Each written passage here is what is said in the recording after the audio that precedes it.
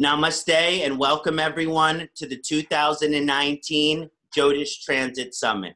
It's such a blessing and honor to have you here. I'm here with an amazing group of astrologers, and we are going to discuss all of the significant 2019 astrological transits which are going to be coming up. And we're going to be discussing them in detail from many different angles. First, I would like to just start out with some introductions to this divine and beloved panel that we have here with us today. So it is my great pleasure I am able to introduce Pundit Sharma C.S. Samavedula, joining us from California. Pundit Ji is the founder of the Vedic Yagya Center and is a sixth-generation Samaveda Pundit. Pundit, after receiving his master's in Vedic studies, became a professor of Samaveda and served as a priest for many years before opening the Yagya Center in 2002. The Vedic Yagya Center now has centers in India and the United States, in which a wide variety of traditional Vedic yagyas are offered, including Graha Shanti yagyas, or Vedic planetary-based rituals. Pundit may be reached through his website, Vedic.com, VYDIC.com. Welcome, Pundit Samavedulaji. Namaste. It's a blessing to have you here. Thank you. Namaste.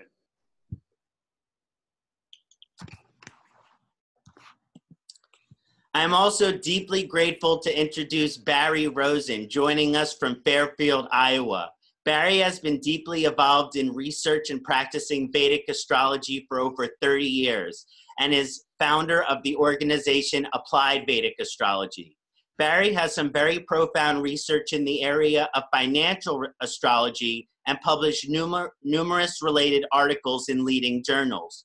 Barry's research extends far and wide, though, into every aspect and area of Vedic astrology, whether it's incorporating the Vargas divisional charts, the nodes, transits, or innovating with the use of outer planets and astrolocality. Barry always has a way of bringing positivity, psychological aspects, and spiritual evolution to the interpretation of any transit or chart. Barry, a renowned author, recently released many new books, including the book titled Finding Your Blind Spots Using Astrology, which I absolutely love. Barry can be reached via his website, appliedvedicastrology.com. Welcome, Barry. Namaste. It's great to have you here. Thank you. Thank you. I'm very honored to be here. It is also with great enthusiasm I am able to introduce Somya Devi, joining us from Marin County, California. Somya was certified in astrology through the American Academy of Vedic Art and Science. Somya is also a certified Ayurvedic wellness counselor from the Kerala Ayurveda Academy. Somya is a great scholar of Jyotish and has studied with many amazing teachers of Vedic science, including Stephen Heiberger, Camilla Sutton, and Dr. Vasant Lad. Somya has developed a beautiful and prolific blog where she continuously and consistently shares updates on the current transits, cycles of the moon, and always shines in service and devotion to her Guru Amma. Somya may be reached at somyadevi.com. Grateful to have you here. Welcome, Somya. Namaste. Namaste. Thank you, Kṣaṇāti. So it's great to have you all here. And if Sam joins us, I will get notified, and hopefully that will be happening. But we can definitely save his topics for him for when he does arrive. But I would like to start things off today. I would like to start things off by discussing what astrological transits are, how they affect us, focusing on the microcosm, our individual self, and the macrocosm, the greater world at large. And I can't wait to hear what the other astrologers on the panel have to say about how transits affect us. I mean, I was discussing with my wife, and when I told her what I was feeling, she said, so they pretty much affect everything. And I said, yes.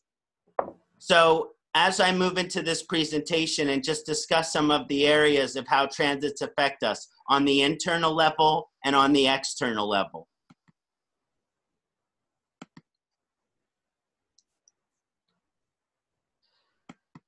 So, can everybody see my screen? Yes. Excellent. By the way, the recording of this summit later can be found at the following YouTube channel. Now, my favorite aspect of transits is to discuss how they affect us spiritually, is to discuss how they affect us psychologically. Now, my favorite text to use for understanding transits, the text which I like to reference a lot, is Gochar Paladipika. And I have by Dr. U.S. Pulapanri, Sundara Varadachari. And this is a text which is excellent, called The Torch of Transit. And it is just an excellent text to be used when looking at transits. Now, astrological transits, as we know them, have the strongest influence over the following aspects of the chart: the Lagna Rashi, the ascendant, also the Chandra Rashi, which is the moon sign, the moon nakshatra, the moon position, and also Graha returns, when planets return in the transit to the original position that they are in your chart. Now, those aren't the only areas which transits influence, but those are some of the strongest areas which transits influence. Those are when the transits will have the strongest effect on us. But astrological aspects and transits still have influence over other areas of the chart, such as the Surya Rashi, the sun sign and the sun nakshatra, also the natal grahas and their house position. So if Jupiter's in the second house in Taurus and there's a planet transiting Taurus, that's going to affect your Jupiter. That's going to affect your second house. Also, Varga Rashi, Navamsha, and other divisional chart positions. Also, the positions of the Graha in the different divisional charts of Vargas are also affected by the transits. And also natal nakshatra positions. Whatever positions your nakshatras are in the birth chart, when planets transits those nakshatras, they're going to have significant impact. Now, certain types of transits have a stronger influence or effect than other transits. Basically, some transits are just more intense, more overwhelming, sometimes in a favorable way, sometimes in a favorable way. Some of the strongest astrological transits, we know eclipses, lunar eclipses, solar eclipses. Whether it's a partial eclipse or a full eclipse, eclipses have a very strong effect on our individual chart, on our microcosmic level. Also, planetary wars or conjunctions, tight planetary conjunctions, planets that are within 5 degrees of each other. Planetary returns, as we mentioned, when a planet returns to the original position that it is in your birth chart. For example, Mars in Pisces in your birth chart, when Mars goes into the Pisces, this is Mars returning to its natural position. Also, when the moon is new and when the moon is full, these have strong astrological impact. And also, generally speaking, Saturn, Rahu, and Ketu have a stronger influence or effect. And this is more of a philosophical question because these are considered malefic forces. So they might consider to have a stronger effect because they disturb our pleasure of life sometimes. The Saturn transits, the Saturn return, and when Saturn transits the Chandra Lagna, the Sadasati, these are considered some of the biggest transits in an individual's lifetime. There are also many other types of astrological transits that also have influence or effect, such as when the sun is transiting, or even any of the planets, any of the graha is transiting. A Vargadama graha, a planet that is the same position in our D1, in our D9, maybe in our other Vargas. When the planet is in that position, that's Vargadama in our chart, that has signification. Also, if the planet which is transiting is in Vargadama. So that means the transiting position is similar through the divisional charts. This has a stronger effect as well.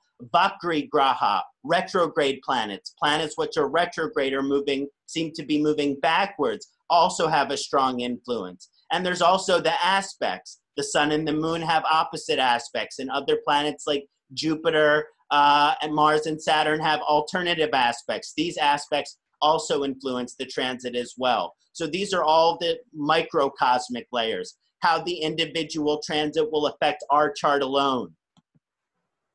But there's also the macrocosm, that which is beyond our individual, that which is beyond ourself. And I believe that the astrological transit has an effect on all of these areas, including government, weather, natural disasters, society, consciousness, war and peace, violence, disease, such as outbreaks and other epidemics, politics, technology, innovation, religion, the economic or financial condition of a place or country or continent. So yes, it affects us all on an individual level, but it's affecting our world on a macrocosmic level. All of these transits are not just affecting us, right? In Jyotish, in astrology, we want to know, how is this affecting me? But there's also mundane astrology and other forms of astrology which are saying this is the transit, but how is it affecting society? How is it affecting our world? This is an example of the current transit, just a little glimpse of a North Indian and South Indian version of right around this moment. I had 11:15, so maybe it's a little bit off, but it's pretty close. And this is an example of the Aries Lagna of the transit. You have Rahu in Cancer in the 4th house here, aspected by Ketu, Mercury, and Sun in the 10th house here. And one thing you'll see as we're analyzing transits is it's not black and white. Nothing is good or bad. There are always positive aspects of a transit, no matter how malefic it could be considered. And there's always challenges, no matter how positive a transit can be considered. So this is just a glimpse into the current transit, which I wanted to share, so we could get a glimpse into seeing there's a Venus and Jupiter planetary war, which Somya might be touching on as she's discussing some Venus conjunctions later. Now, this position of Venus being in conjunction with the planetary war in Scorpio, that has some profound significations, you know, for our spiritual evolution, but also for experience here on the physical world, in the wealth world, in the romantic world, because of Venus. Venus and Jupiter are both gurus, but there's many ancient tales of Venus and Jupiter having an assorted relationship. Of course, we know that the moon went to Venus to ask the advice as far as the sleeping with Tara, Brihaspati's wife. So there is this sordid tale. So this is just an example of the current transit which is going on right now, which I wanted to share. And now I would like to open up this kind of question to the rest of the panel. And I would like to ask, are there anyone else who would like to comment on how transits affect us? I would love to hear from some other members of the panel. Thank you. Yeah, I have some thoughts. I like to see the planets kind of as pulling our puppet strings, you know, and our emotions and our psychology. And I think if we understand the transits, which are affecting us all the time, then we allow us to kind of cut the puppet string so we can be free. So I think the true value of studying transits is, you know, it does move towards moksha, because usually we kind of blame ourselves.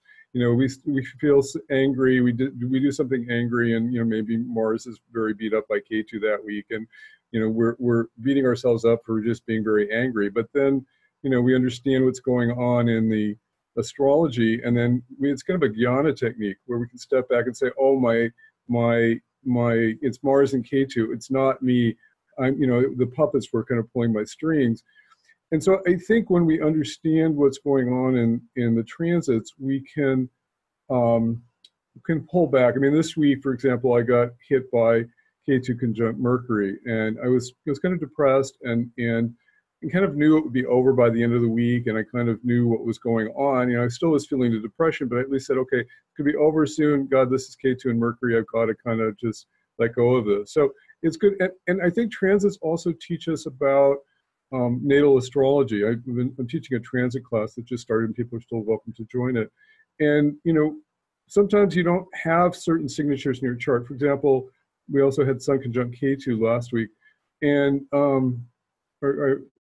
it was, and, you know, it puts people on a short fuse. And I was just, you know, I'm caretaking my wife, and I'm like, you know, I'm snapping every minute, and that's not like me. But in transit, I suddenly got to experience that. So next time I see Saturn Ketu, closely conjunct in natal charting and remember, okay, you got to watch out for that short fuse because you're going to be in trouble. So I think transits, you know, transits are everything.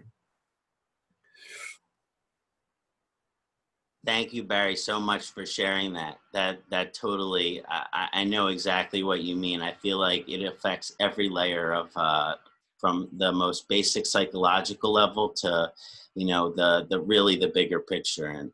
And I totally resonate with everything that you shared. Somya, or Pundit, would you like to share about how transits affect us a bit?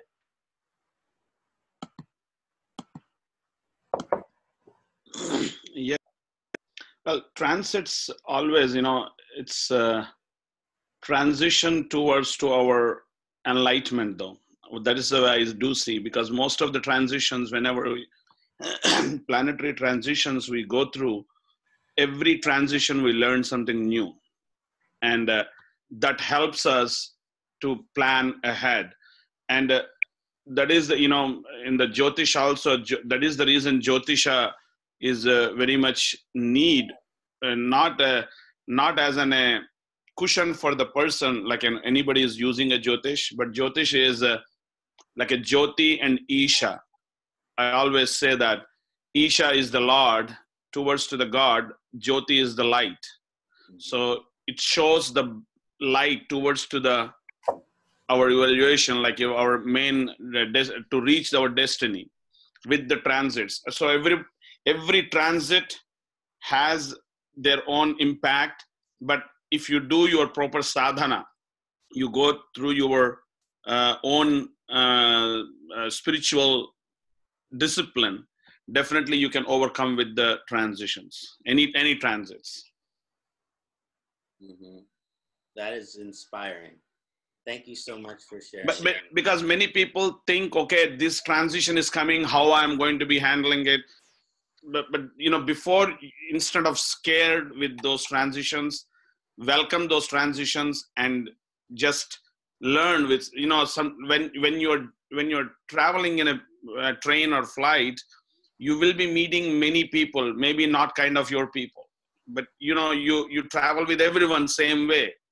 So same thing, all these transitions come. Some transitions will do good to us. Sometimes it's not going to do good to us. But you know, you need to just handle the things. That is the way. The you know, there is a mantra called in the Shanti mantra. Bhadram karne bhishrunuyama deva bhadram pasche makshabhrya jatra sthirairangai stuštubagum sastanobhi. The mantra itself is saying, Bhadram means protect. Bhadram karne, protect my ears, protect my eyes, protect myself. And sthirai rangaihi tustubagum sastanobhi means protect me and give me the strength to deal things in my life, in whatever the transitions comes, transits comes. To that kind of a strength you will get with your spiritual discipline when you practice in your life. I couldn't. So doing this Jyotish, reading, learning, everything is a discipline of spirituality. Yes, it's not the hand that you're dealt, but how you play it. And I think that embracing these astrological transits that we receive as much as possible is at the very core a key to the happy life, or it can be very key to the happy life. Somya ji, would you like to share something on how the transits will affect us? Sure, just a little. And I really appreciate everything that all three of you said. That's a great way to fill it in. And so just a couple things to add, reflecting on that. Noticing it's important to remember that the moon is transiting the entire zodiac each month. So whatever the transits are that are occurring, if we have Saturn and Ketu together in this coming year, which we'll talk about, the moon is going to be passing them and joining them for a couple of days each month. The moon is going to be with Mars for a few days each month, and with Rahu and with Ketu and with Jupiter. And so on a micro level especially, I think we can really notice the waves of our mood changing as the moon transits and goes through each sign and joins with each other planet. And then, of course, on a macro level, I think we really notice a certain tone in society. as we experience the transits of the outer planets. We'll talk about everything going on this year, but one recent thing that really sticks out to me is, a couple of years ago, 2016, where we had Jupiter and Rahu together in Leo for at least most of the summer, if not most of the year. And that's when we were experiencing this intense polarized election season, both in the US and in Europe. Leo with government, Jupiter with ideas, Rahu with intensity and radicalism. And we experienced this on a macro level. So just noticing for me, the macro of the transits is where we can really see sort of a trend across society, something that we're experiencing together. And on a micro level, aside from the transits of the moon, it's like you pointed out, there's so many different areas where we can notice what's going on in our lives, depending on how the transits are affecting and relating with our natal chart. Definitely, especially during eclipses, I notice people always coming with things that are arising based on where the nodes are hitting their charts at that current time. Amazing. That's totally on point. And thank you so much for sharing that with us. Thank you. So I just want to move on to our next question, but I hope everyone at home understands now how great of an impact on an individual as well as governmental, society, and planetary level these transits are going to be affecting us. Now, the next question is specifically for Pundit Samavedula ji. So I just want to present this question to you, sir. Yes. Would you please discuss the 2019 transit of Rahu and Ketu going into Gemini and Sagittarius and all of the implicated and relevant nakshatras? Yes. Thank you. So about the nakshatras and Rahu and Ketu transition, it's coming up from March 7th. Some areas, it's March 7th, basically. It's starting on March 7th. So nakshatras are, there are Mrigashira, 3rd and 4th padas, and Ardra, all 4 padas, Punarvasu, 1, 2, 3, and Gemini. And Mula and Purvashadha, all 4 padas, and Mula, all 4 padas, and Purvashadha, 1, Sagittarius.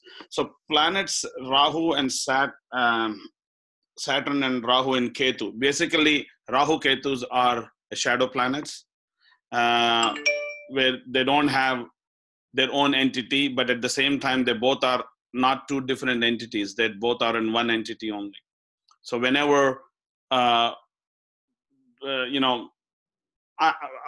will be talking, these transitions at the same time, I will be giving some remedial measures also how to handle these transitions. So planet Rahu, these transitions are happening in, I think it's sometime it's 2 a.m. or something around that timing. It's Rahu, March 7th, 2019, as right now is in 4th and 10th, and it will go back to 3rd and 9th house, which is Taurus and Gemini. And many people, there are here 2 different controversies, not controversies, there are 2 ways of saying that is Rahu is for Rahu and Ketu is the year also 2019 year. If you look at it in numerology way, if you break it down into single digits, it comes to 3, and number 3 is the Jupiter. And so Rahu and Ketu will be in the 4th. Rahu will be in the 4th and 10th house, or Ketu will be in the 10th as of now, but it will move retrograde 3rd and 9th. And whenever you see the Rahu's effect, always you have a Ketu also affecting us, and in a different way. But sometimes Rahu can give you extraordinary results too. But Ketu is the moksha karaka, so Ketu can, it goes together, but you have to balance with the with your sadhana basically. And how you look at it is, if 2019, if 2 plus 1 plus 9 is equal to 12, and 1 plus 2 is 3. So that is the way you can look at it. Is that this year is a year of Jupiter, 2019. And 2019 is not going to be a very successful for everyone, but to come out of this, the best thing is to ground yourself, ground like a centering to ourselves and bring it down. And as much as you do, the best method for here is doing to come out of these transitions. Well, of course, you cannot come out of the transitions. Transitions will go through. Only thing is you protect yourself. In Sanskrit, there is a saying, "Heyam dukkham anagatam," avoid the danger before it arises. So how you can avoid the danger is by doing your own sadhana and doing Rahu. Many people say, okay, Rahu and Ketu transition. So remedy is for Rahu and Ketu. Direct remedy can be done. Yes, but it's not going to affect direct remedy. You have to do, to help the Rahu, you need to do the remedy of Mercury. And to help the Ketu, you need to do the remedy of or Jupiter. Sorry, for Rahu is Jupiter and Ketu is Mercury. That is the way you need to do the remedies to get the effect and to protect ourselves from the negative effect from these transitions. So Rahu remedy is for both Rahu and Ketu, this transition in 2019. You do the best what you can with Jupiter and Mercury. And basically, if you know, in the Puranas also, they says Jupiter is the Devaguru, Bruhaspati, and Buddha is the knowledge, Buddhi Bhutam Trilokesham. So which is he is the knowledge base, Buddha, Mercury. So you have the knowledge and you have the teacher. So you have to have both in life. And the teacher teaches the knowledge and bring that knowledge into yourself and learn a lot of new things and bring yourself into grounded energy. So that is the best way to deal with this Ketu and Rahu transition. And it's not going to be so easy because Jupiter is a gaseous planet, as you all know, and Rahu is also Vayu.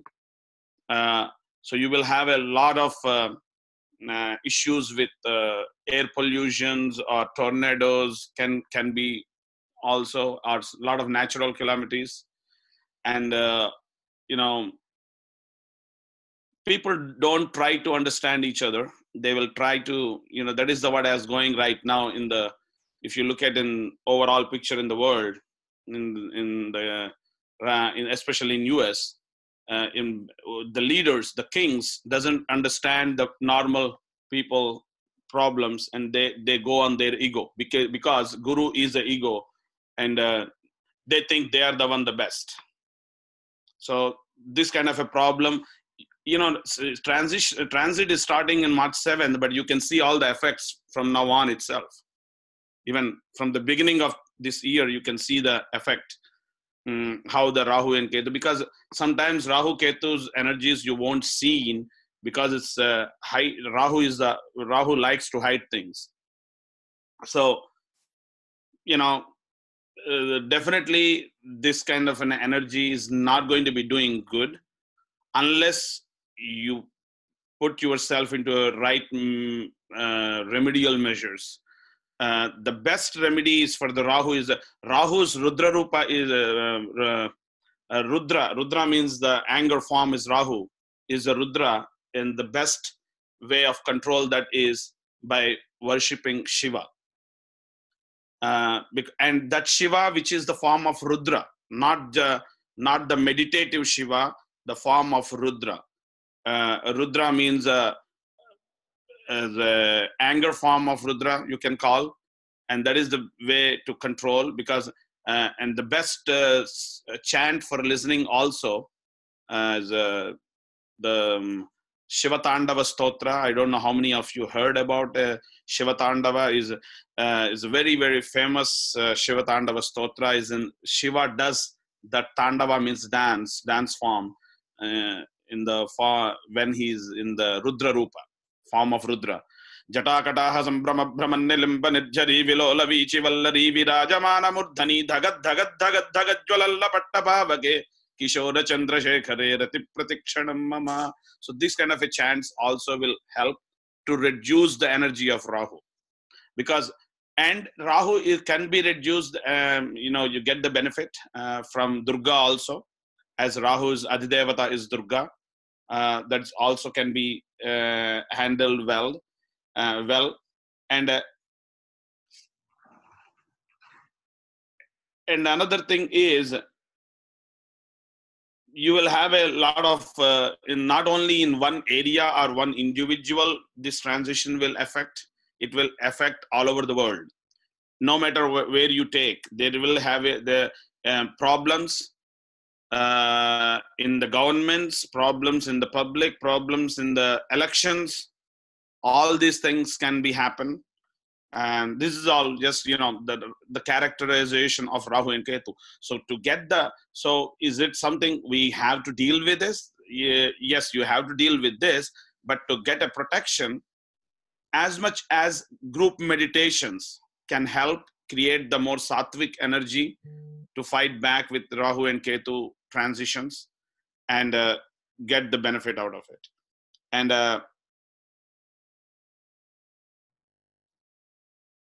as I mentioned, Rudra is to get the protection from Rahu. Is daily Shiva Puja, daily Shiva Mantra Sadhana, or daily Rudrabhishek also will be very helpful for that.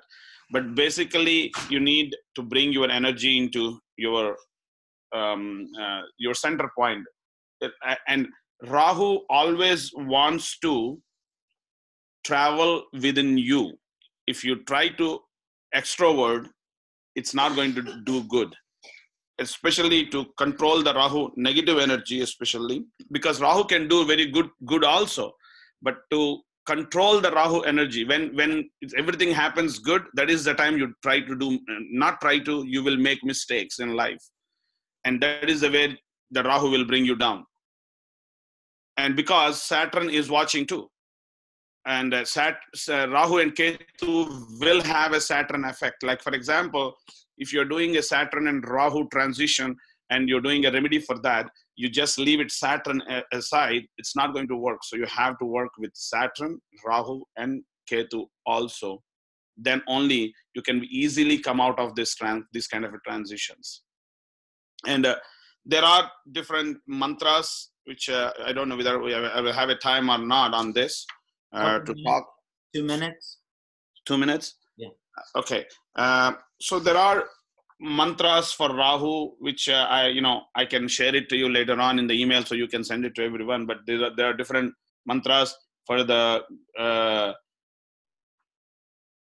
mantra for Guru is Om Jram Jreem Jraum Saha Gurave Namaha, which is the Bija mantra, which everybody can do. And basically this Rahu and Ketu transition, best method is to doing strengthen Jupiter and Mercury. That is the best way. Directly doing Rahu remedies are not going to be helpful that much. Doing the remedies for Mercury and Jupiter will helpful. So say now, that was a very comprehensive analysis on our transition of Rahu and Ketu. I noticed that Sam is joining us, so I just want to welcome Sam and give him a brief introduction. Sam is, it is with deep respect I am able to introduce Sam Sadasiva Geppi, joining us from San Diego, California. Sam is the founder of the American Academy of Vedic Art and Science, which offers level 1 to 3 certification programs in Vedic astrology. Sam is also known for his amazing books, Yoga and Vedic Astrology, and the ascendants, 108 planets of Vedic astrology. Also, Sadasiva recently released his own forecast on significant 2019 transits, which can be found through at 2019vedicastrology.com. And Sam can be reached personally through his website, vedicartandscience.com. Welcome, Sadasiva ji. Hello, folks. Sorry, I'm a little late. I actually got the time mixed up. I thought it was 9. So, great to see you, Pundit Samavedula, Somya, and Barry. Nice to see you. Sorry to interrupt everything with the introduction. Hey, it's all good, and I'm just so happy we're here together right now. Just to kind of catch you up, Sam, I basically talked about what transits were on the microcosmic level, how they affect us, and then macrocosmic, the government, society, the world at large. We all shared a little bit about that. And then we're discussing the shift of Rahu and Ketu as they move into their new signs of Gemini and Sagittarius. And Pundit just gave a very comprehensive analysis of the transit along with some remedies. And I was just going to open it up to the rest of the panel if anyone would like to share on the transit of Rahu and Ketu, which is coming up in 2019. Thank you. Gemini, governed by Mercury, is a very kind of business sign. And Rahu does really well with Gemini. It has a lot of dignity there. And Rahu governs technology. And so I think Rahu and Gemini is going to really kind of create a lot of business expansion and technological expansion. And that's kind of a good thing. In fact, it can also create technological obsession. Anything with Rahu is obsession. So if anything, Rahu and Gemini will probably come up with a cell phone that can walk your dog and cook your meals. That's the direction we seem to be going. But expect kind of more kind of extreme technological advancement with Rahu and Gemini. So that's kind of the good side of it. Ketu in Sagittarius has a lot of dignity also. Many people think it's exalted there. The opposites, the other side of strong nodes is that, we almost don't want nodes to be too strong. You put Mars in Capricorn for a Gemini ascendant, it causes really kind of major problems for people. You don't really want strong malefics. And last time we had Ketu in Sagittarius, we had 911 because we had a lot of fanaticism. So the problem with Ketu in Sagittarius is it can create deep religious fanaticism, such kind of religious fervor, and that creates more terrorism. So particularly when we have Saturn conjunct Ketu and Mars opposing Ketu in June, you have to kind of worry about that kind of energy with fanaticism and terrorism. The bright to me, going into 2020 when Jupiter will kind of help the nodes. We'll have the brighter side of the transit will come out, but this year, we're kind of plagued by Saturn aspecting the nodes, and we'll have Mars conjunct the nodes, and aspecting the nodes. So it's going to be more problematic. But at the bright side is, I think, good business creativity, good spirituality can be developed, but you have to watch out for fanaticism. You have to kind of channel the fanaticism that Ketu and Sag will bring into some passion, like helping the world, or maybe to your guru, to spiritual devotion. That's where it will can really come out in a positive way. You can easily blow people away with trying to convert them, and I've seen that happen with Saturn, with Ketu and Sagittarius. So something to watch there. That's kind of all I wanted to say. Thank you. Thank you so much, Barry. I definitely can see some of those trends already starting to bubble. And I think that as this transition happens, especially the obsession with technology, that's really at the forefront of society right now. And I think that's going to come to a culminating effect during this transition, which means two things. One, people will be more obsessed with technology, but on the more healing, positive side of it, I also see it as this opportunity for us to finally look at it, look at our relationship with technology. Is it excessive? Would someone else like to touch on the transition of the nodes as well? Somya, Sam?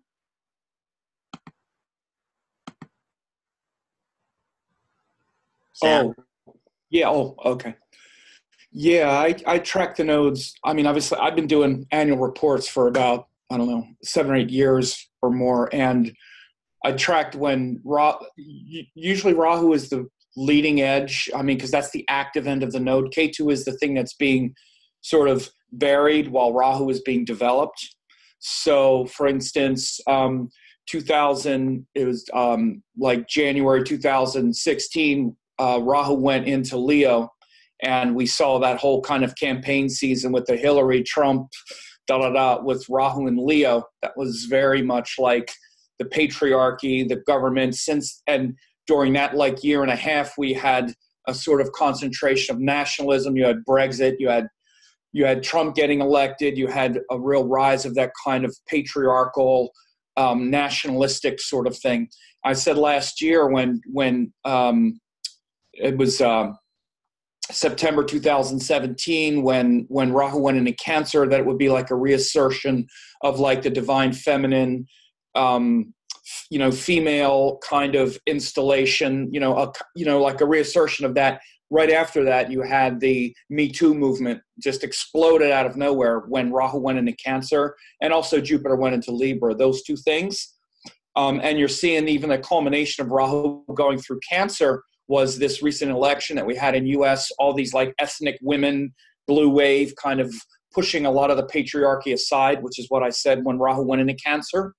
So I like to look back at I always look at the sort of progression from, the last couple transits of the nodes, especially with Rahu on the leading edge. So moving from Rahu in Cancer to Rahu in Gemini, what Gemini is more than anything, I think, is really the truth teller. It's like, I don't care what the truth is. The data is what matters. The facts are what matter. I don't care if it brings down the whole house of cards crashing to the ground. The truth is going to be spoken. It's going to show up, and we're going to see it, and we're going to look at it with neutrality, hopefully. We're going to see what the truth is, and then have to use our discrimination to recognize it, speak it, and sort of live in that. And I think we've been kind of living in a sort of fact-free bubble the last several years with the whole rise of fake news and this whole kind of swirl of confusion as if facts don't matter anymore. And I think we're going to see some really hard facts hit us in the face. I'm sort of talking publicly at this point, because we share the world and we can see these effects in the world, but of course in our own life as well, how we've been living in a sort of fact-free zone.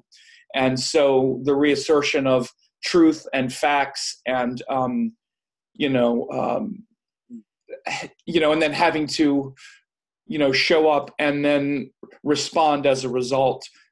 So we can kind of see the way certain, trends are happening in the world right now with politics. It's always an interesting mirror because we can all see it. And politics, not just in one country, but in the world. And so Gemini is also very much about the citizens and the sort of egalitarian and the leveling of things. So, where the elites and those in power are going to have to really reckon with the voices of the citizenry on some level. So on a personal level, of course, that's all our own thing as well. We're going to have to let go of some of our own sacred cows and those things that we've been believing in blindly, which is Ketu going through Sagittarius, letting go of those blind beliefs. Because again, Ketu and Sagittarius, anything in Sagittarius can lead to fundamentalism. And so Ketu is rejecting something while Rahu is developing something. So I see it as this rise of intellect and intelligence and the sort of scrutiny of just our false beliefs and our false hopes, which is Ketu going through Sagittarius. Thank you, Sam. That's very enlightening and resonant. Somya Ji, would you like to touch on the transition of Rahu and Ketu coming up?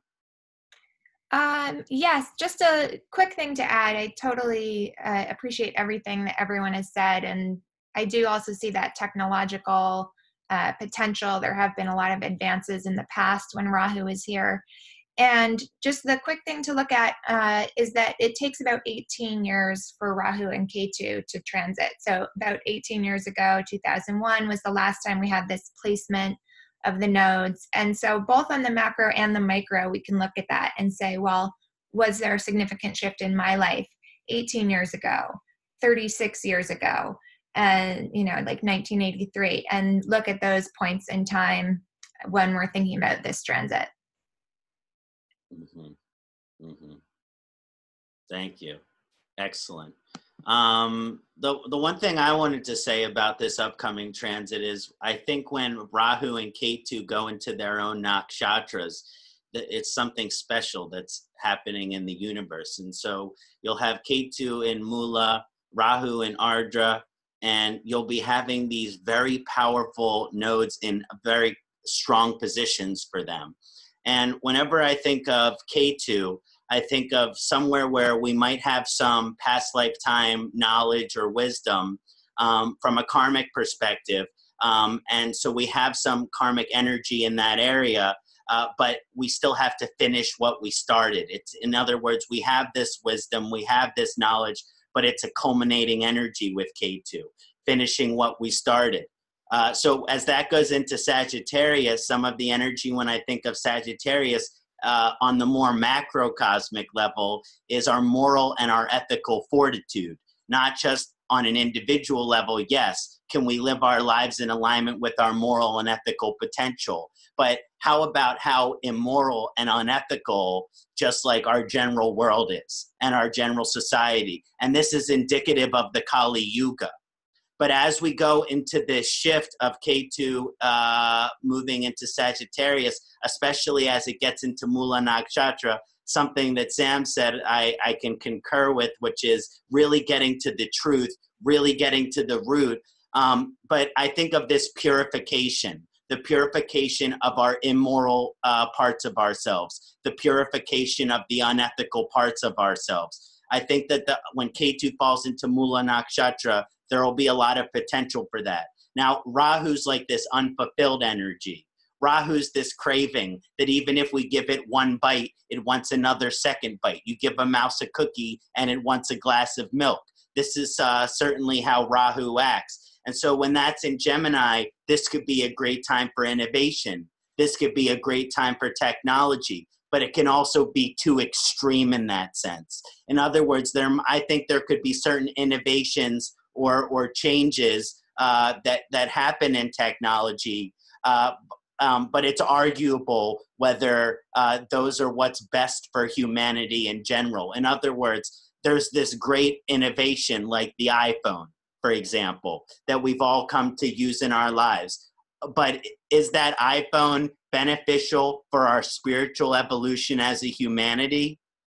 Very far from it. So I think that as we have to be careful with the innovations and technologies to come, with the Ketu and Sagittarius, which is aspecting it, being like, is this technology supportive for my spiritual growth? Is this technology allow me to be moral and ethical? You know, the internet is this great place with all of this knowledge and information, and it's also a place where you can commit illegal things. So this is also, I think, some of the potential which is going to be activated, the positive side of the moral and ethical potential for us to align to it, but also the temptation that the technology which might be coming might not be supporting our spiritual growth. Now, I'd like to move on to the next question. Punditji, please. That is the reason what I was saying is to bring ourselves into ground energy. When we bring in ourselves into ground energy, so we can easily come out of this, the highly situation of Rahu and this technological wave which is going to be coming, which we are all predicting. It will help if you bring our energy into grounded level. It will easy to come out of this transition and easy to handle the transition for everyone. Mm-hmm. Mm-hmm. Mm-hmm. I think excellent. So yeah, it's a big shift, and I think whenever with the nodes we see this spectrum of positive energy and potential, and also challenges which come up. And I think as we go through all of these transits, we talk about the bright side and the rainy side as well. So Barry G, the next question I have is specifically for you. That would be, would you discuss Saturn, Shani's 2019 transit, specifically focusing on retrograde periods and Saturn's conjunction with the South Node Ketu and any relevant nakshatras as well? Thank you. Yeah, Saturn, I have Saturn out Makaraka, so Saturn and I are really good friends. So Saturn goes retrograde on April 29. And the interesting thing that people may or may not know is that, you know, Saturn transits are most intense the last 10 degrees of the sign. So between 20 degrees and 30 degrees Sagittarius, the real kind of fervor and energy of Saturn is, you know, comes to roost. And, you know, we noticed this also when, you know, we had the last 10 degrees of Saturn in Scorpio. It was just kind of more of a hellish time for people because the intensity is greater. So we have, you know, retrograde Saturn is actually also more intense. So obviously this very intense period starting in at the end of April until September, when Saturn's retrograde, and it's retrograde in the last 10 degrees of the sign, is particularly kind of difficult. Now, on top of it, obviously, we have Ketu transiting into Sagittarius to join Saturn, and probably close from about March 24th, they're getting pretty close to each other. I usually like to look at between 3 to 5 degrees as having a strong influence. And so we have this huge influence of Saturn Ketu, which I'll talk about in a minute, but we also have Pluto there. I can't ignore the outer planets. You know, Dennis Harness has done a lot of research. You know, there are homilies in the Madras museums that predict the outer planets and describe them. And you know, Pluto is like Yama. It's very kind of transformational. You know, I don't like to use the word death because death is more about transformation. But you know, so we're moving towards the Saturn-Pluto conjunction also, which is January, I think January 12th or so, January 20th, 2020. So Saturn is going to be very close to Pluto also within 3 or 4 degrees as part of this whole time. So it's kind of, you know, what does this all mean? I had to kind of outline what it does. So we have to kind of break it down. Saturn, you know, Saturn obviously is teaching us to be more responsible, to work hard, to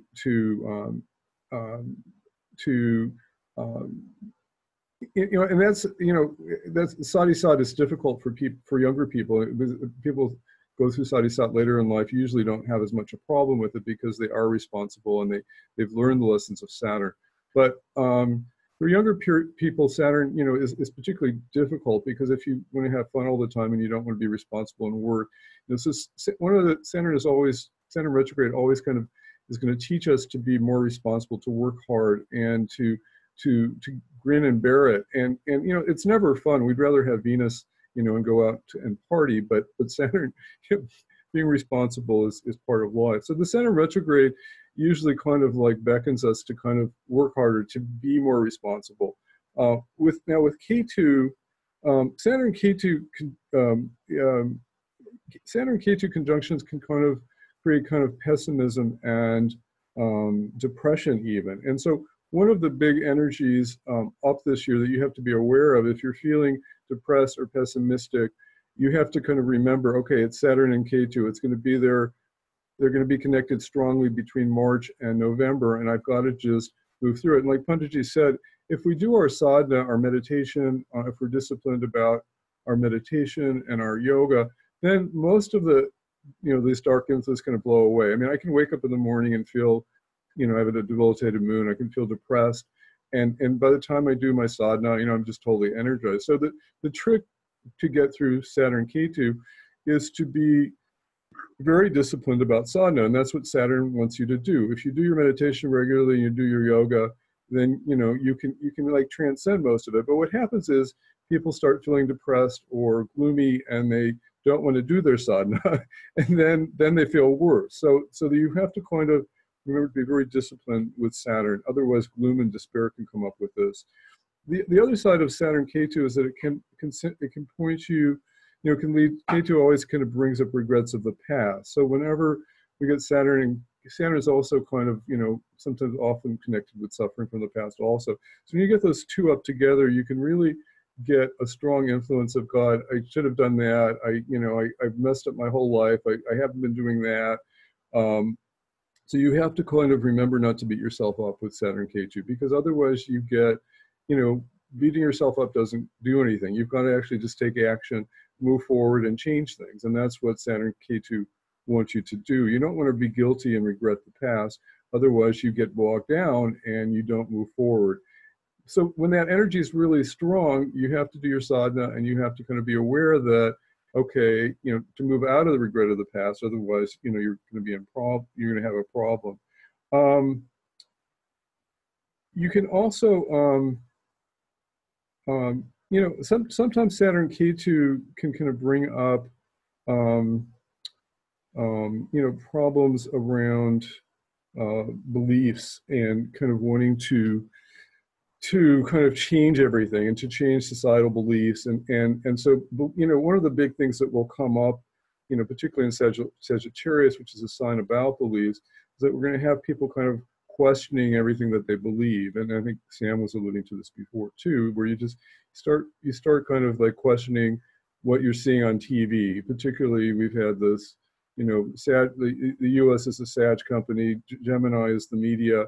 We have this huge opposition with Saturn, Pluto, and Gemini opposing the media. And we're going to have some culmination of that. I think by 2020, when Jupiter finally goes into Sagittarius, we'll finally have kind of maybe people demanding truth in media. At the moment, we're still kind of, it's still Rahu is going to spin more problems in Gemini with the media. But I think when Jupiter gets into Sag, people will demand truth in media finally. And they will will walk away from the smoke and mirrors that Rahu has been creating. But that's kind of part of what's going on there. But Pluto is also there, and Pluto wants to kind of create kind of a catharsis. And one of the things, Pluto transits are very long. Pluto went into Sagittarius in 2006, and it's kind of completing its journey in Sagittarius next year. It's going to be in 2020. I think it's a little bit in Sagittarius, I mean, it's a little bit in Capricorn. But Pluto is forcing us to kind of complete transformation in terms of whatever house is going on. So if Sagittarius is your second house, which is the house of family and finances, then Pluto is kind of forcing you to complete remodeling and transformation of your relationship with your family and your finances. And when Saturn and Ketu and Pluto are together, it's just kind of adding more kind of energy to kind of complete this transformation. So I think whatever's been going on the last 12 years with Saturn and with Pluto, there's kind of a culmination of this Pluto transit, in that Saturn and Ketu are going to kind of edge it on to kind of complete the work that you haven't done in that particular house. So if you're Gemini rising, the seventh house is about relationship. There's a relationship you haven't hung on to. You've been hanging on in the wrong way. And so finally, the Saturn Ketu Pluto thing is going to force kind of deep transformation in that area. So whatever house is involved, I have a 300-page book coming out this week, and on which is a guide to the 2019 transits. And I have a whole guide to Saturn Ketu Pluto by transit. Because it is individual for everybody else, and at a collective level, it's there are general things that we can say about it. If we look at Saturn Ketu in history, last time we saw it was in October 2007, and one of the things that was really up that month is that we had a lot of California wildfires, and it was actually, I think in some ways they were more serious than what we've had in the last couple of years. In fact, 100,000 people were homeless in some of the forest fires. And actually, interesting enough, in October 1871, which is also the last time we had Saturn and Ketu together, we had the Great Chicago Fire, which destroyed the whole city.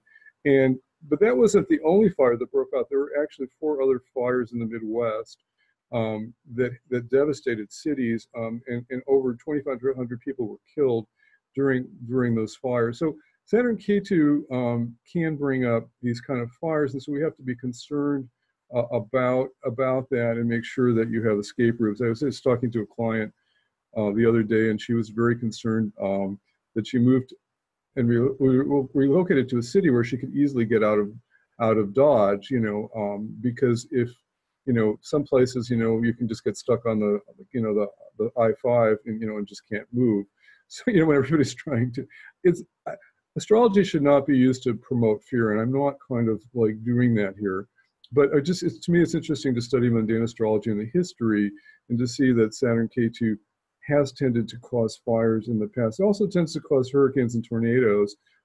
There's a big, in November, in 1871 and in 2007, we had big cyclones hitting Bangladesh and Hawaii that were causing mass destruction. So these kind of transits, you know, the positive side of natural disasters is that it forces the rest of us to be compassionate. You know, when 9/11 happened, we reached out our pocketbooks. You know, we started helping people in New York, and so when one part of humanity suffers, it forces the rest of humanity to be more compassionate.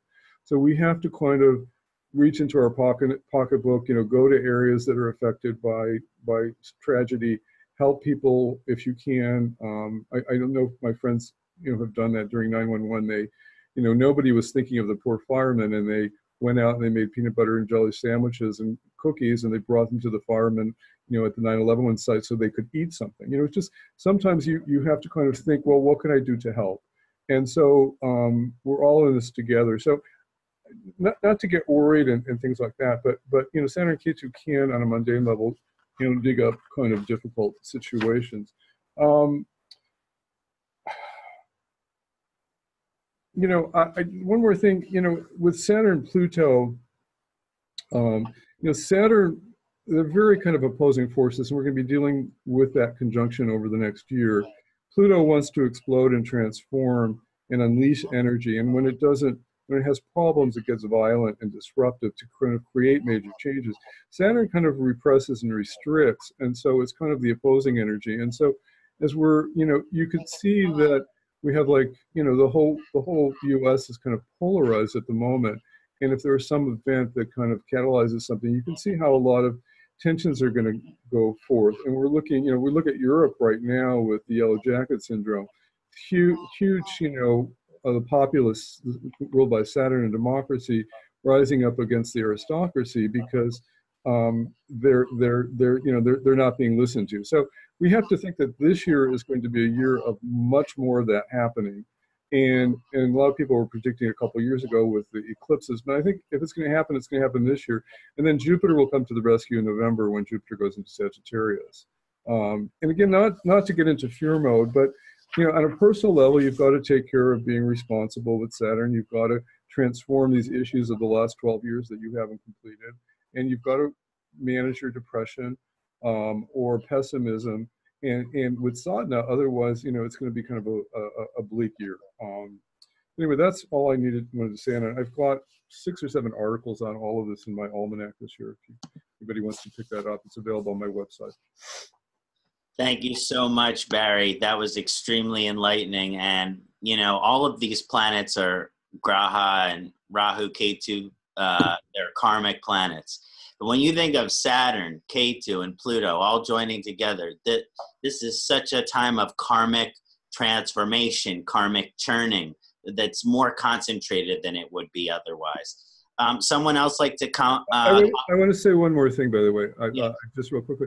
The last time we had Saturn, Ketu, and Pluto together in Sagittarius was in 1517, and that was the year that Martin Luther wrote the Reformation, and that transformed the Catholic Church and moved the world toward Protestantism. Now, that document was written in 1517, but you know, the impact of it took years to kind of have an impact. So we have to think that some huge major event like that is going to happen, and certainly with the scandals in the Vatican around pedophilia and things like that, you know, another round of Saturn, Ketu, Pluto is going to kind of like you know, force them to kind of come to the surface and you know, deal with that in a more specific way. But I think some rebellion is going to happen in terms of people kind of finding new belief structures. So it's very powerful. Anyway, I just wanted to throw that in. Thank you. 100%. And we can see how that relates as well with what we discussed about the nodes. And there's this real on the macrocosmic level, this possible for change in our consciousness. Someone else like to comment on Saturn's transit upcoming through 2019? Sadasiva? Yeah, I want to reflect. It's very similar to what I just said about Rahu going through Gemini as well, but the opposite. Even, Barry was even just mentioning things like with the Catholic Church, or again, those things that we worship, with Ketu going through Sagittarius, they're going to come under immense scrutiny. And a lot of people worship at the altar of this religious party or that one, this political figure or that one.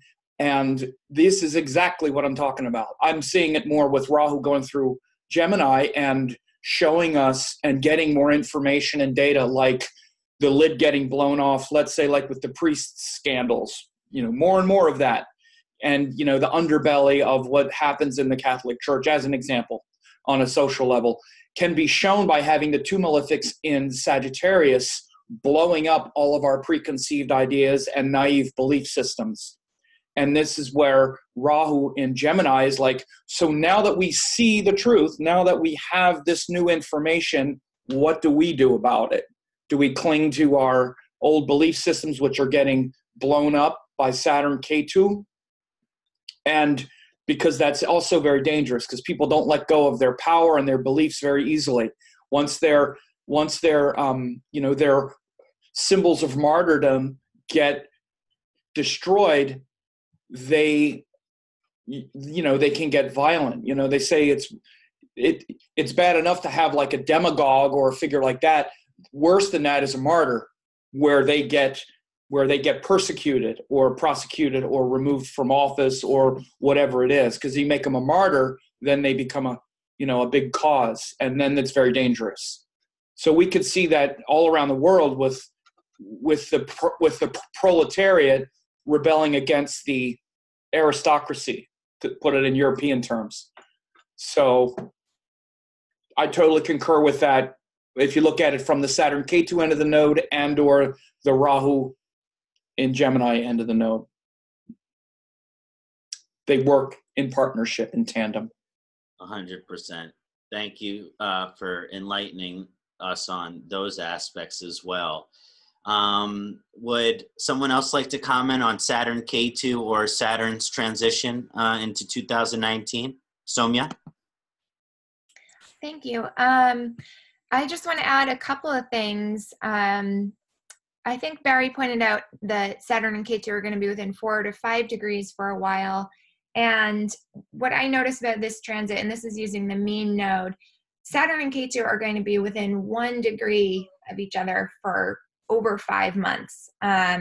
Because just as Saturn is stationing and going retrograde, they become within that 1 degree. And so then Ketu, who's always moving back from our perspective, and then Saturn being in retrograde motion, slowly picking up speed, going back and forth over Ketu, they're going to be so tight for that long that all of these things that Barry and Sam have pointed out could be even more intensely amplified this year because of the closeness of their conjunction. It's very rare that that would be for so long.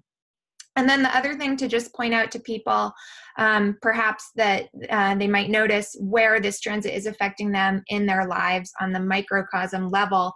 Barry pointed out we're already feeling this transit starting this year. And I think one reason for that is that the solar eclipse on January 5th, even though most of us couldn't see that, but we felt the effects of it.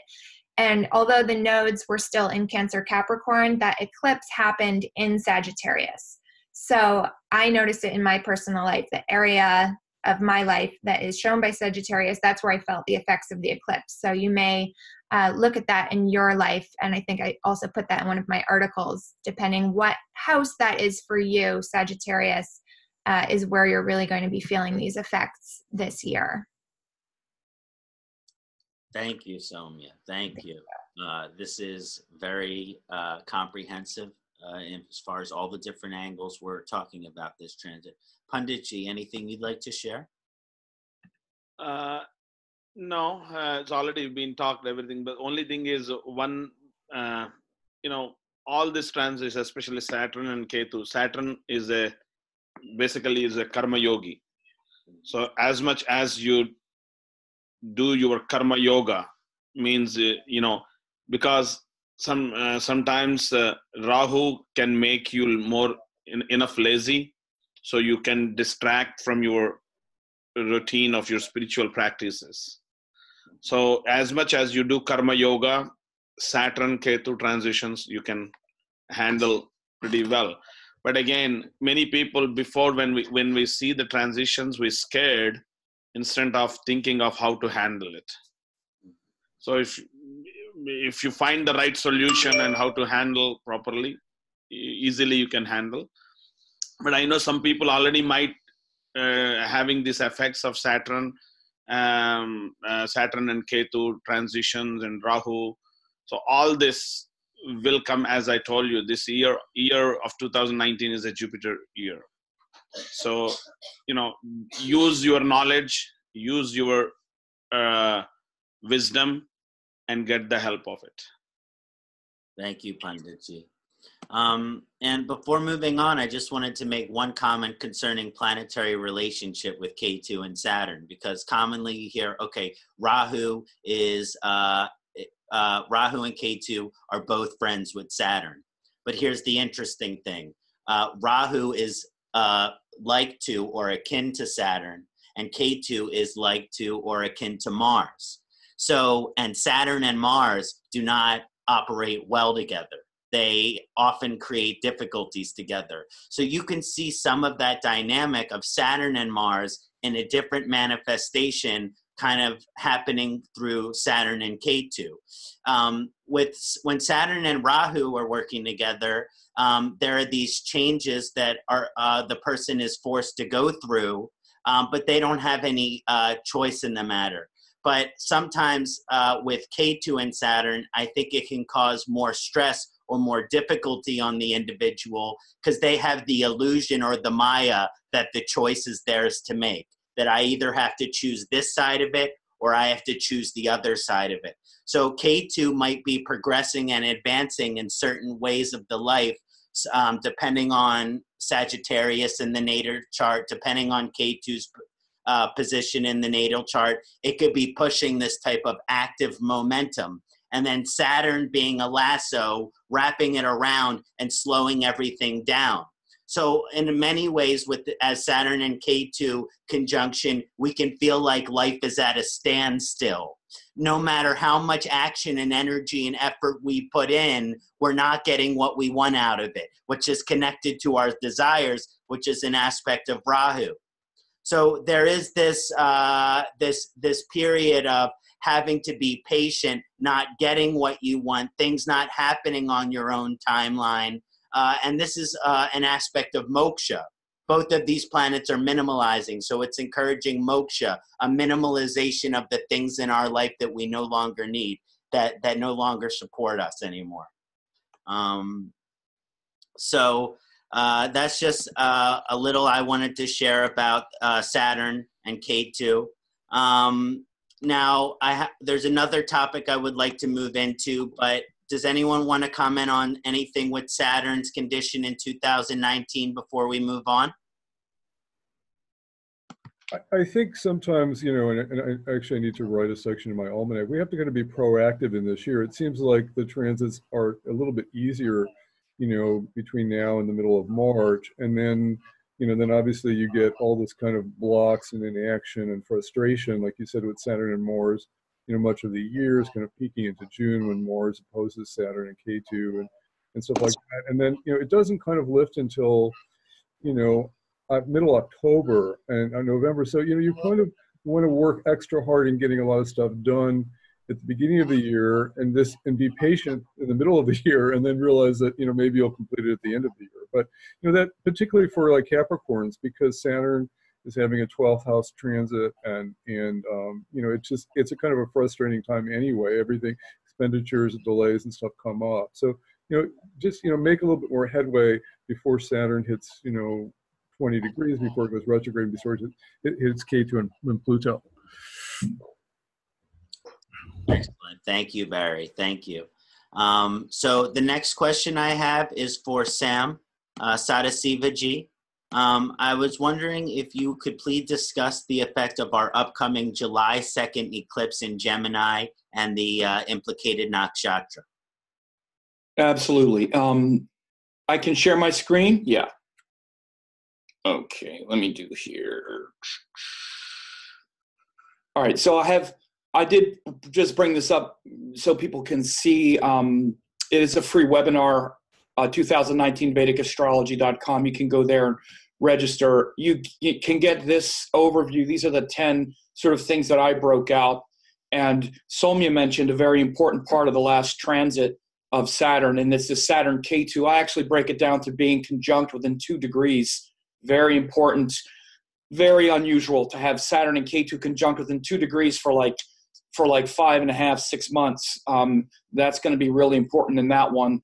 And then we move into this June 8th to July 2nd. You know, Barry was just talking also about the sort of middle of the year. You know, the nodes change March 23rd, and then we get the Saturn-Ketu start to dance around for months. Then we get Mars-Rahu, which I'm going to show you in the chart in a second. And then we get the solar eclipse in Ardra Nakshatra. So this middle of the year is really kind of loaded. But I wanted to just show you can get that at this website there if you go. It's all free. So this is the chart of the solar eclipse. And actually, let me just jump over to the software. Okay, so you can see that now. And so this is the chart. What are we at here? Oh, that's not it. Okay. What do we got here? Wait a minute. Oh yeah, this is a week before. This is like right before. This is the solar eclipse, right? I mean, solar eclipse right here. So this is July 2nd, 2019. And obviously, as you can see, we have this solar eclipse in Gemini. And, you know, as was said before, I'll just sort of reiterate some of this. Rahu in Gemini is actually quite a, you know, dignified place for it. I happen to think it's the most conducive for figuring out what it is that Rahu is trying to figure out and bring to us, because Rahu is trying to literally kind of figure out the world, and it's kind of frantic with trying to understand why things are happening. Of course, it's devouring a lot of things, and it feels a kind of insatiable appetite.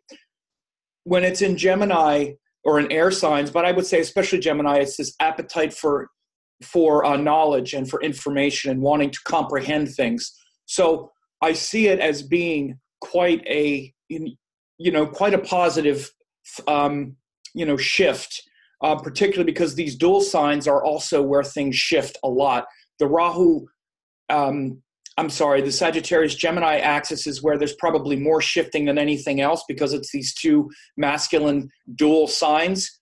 And again, Rahu is very akin to Gemini, because Gemini also just wants to figure things out and see them clearly without a lot of charge around belief and whatnot. And it's very similar to Rahu.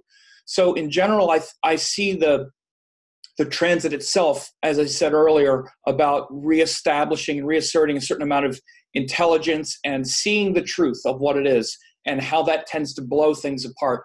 The last time we had this transit, it might have been mentioned, but I'll mention it again, is when we had 9/11, and this is the chart of 9/11, and you see we had Moon Rahu was also joined at that time, and they were in Ardra. The buildings hit when the moon was in Mrigashira, and then the buildings came down when the moon went into Ardra.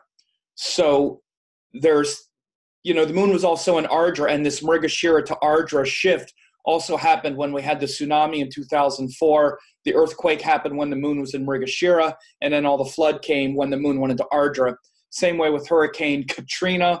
We had the hurricane sort of churning when the moon was in Mrigashira. Then it hit land, and all the devastation happened when the moon went into Ardra. So this transition from the moon, when the moon goes from Mrigashira to Ardra, is always one that has the potential for a lot of destruction. And again, I don't look at it as necessarily the negative kind of thing, but of course, airplanes hitting buildings and things coming down. It wasn't just a destruction of an actual structure, but of, without getting too weird about it, like the innocence that we were somehow isolated. When that happened, we were connected to a lot of implications and whatnot, not to get too political, but it changed a lot of things. So it was the destruction of an old way of doing things. Now, even culturally and globally, terrorism and living with it in our society and in our world is totally different than it was before that, airports and everything else. So it was kind of the destruction of a certain innocence and a way of life that since then has not, it's been the way it is. So we can expect a similar kind of, I think, cataclysmic shift, explosive revelations.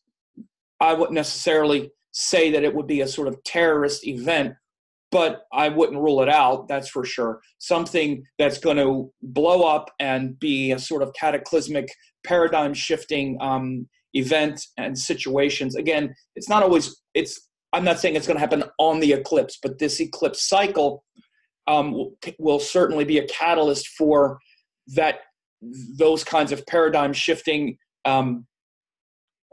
situations and opportunities. I will say, besides the external global situation, internally, this is very much related to the Kundalini energy. And of course, this is one of the reasons why I definitely put Rahu in Gemini, Ketu in Sagittarius as this power of the Kundalini as well. This is where the plane of the galaxy runs. Ardra Mula is the astronomical plane of the galaxy.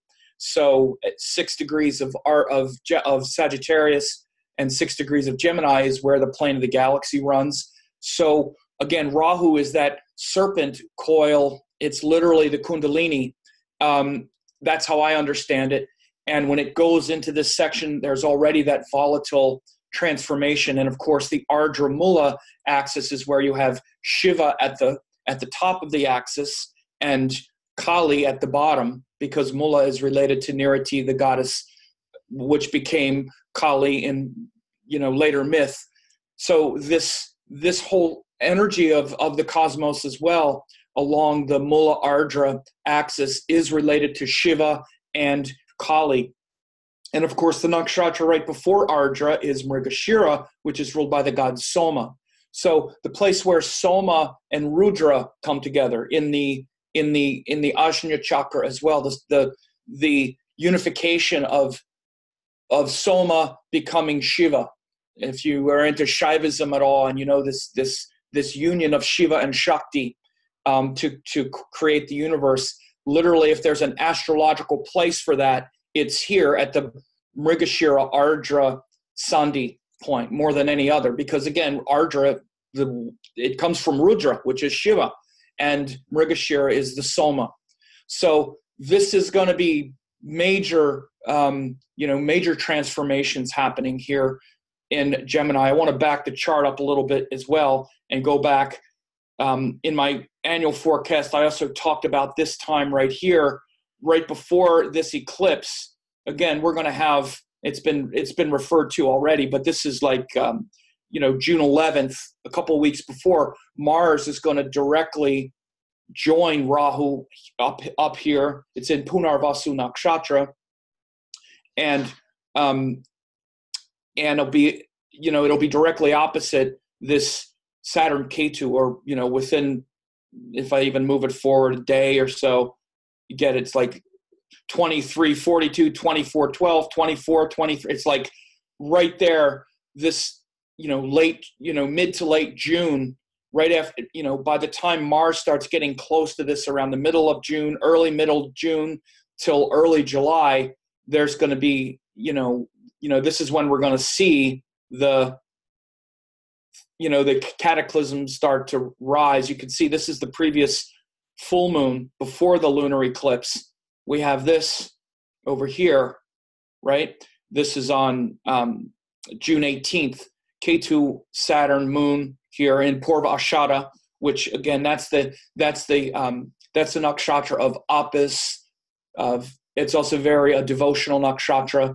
And then we go through, and then Mars goes into Cancer, and then we have this solar eclipse in Ardra.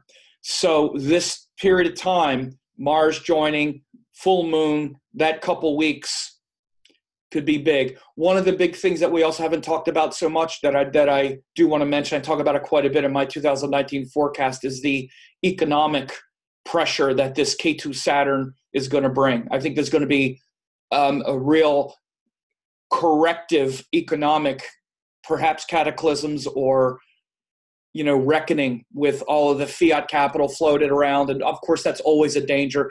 Saturn, Ketu, when they come together, can definitely also show that kind of shaking of our stability structure. And the last time when Ketu Saturn were in Leo, it wasn't like we necessarily had an economic correction, but it was a precursor to a 2008 economic meltdown.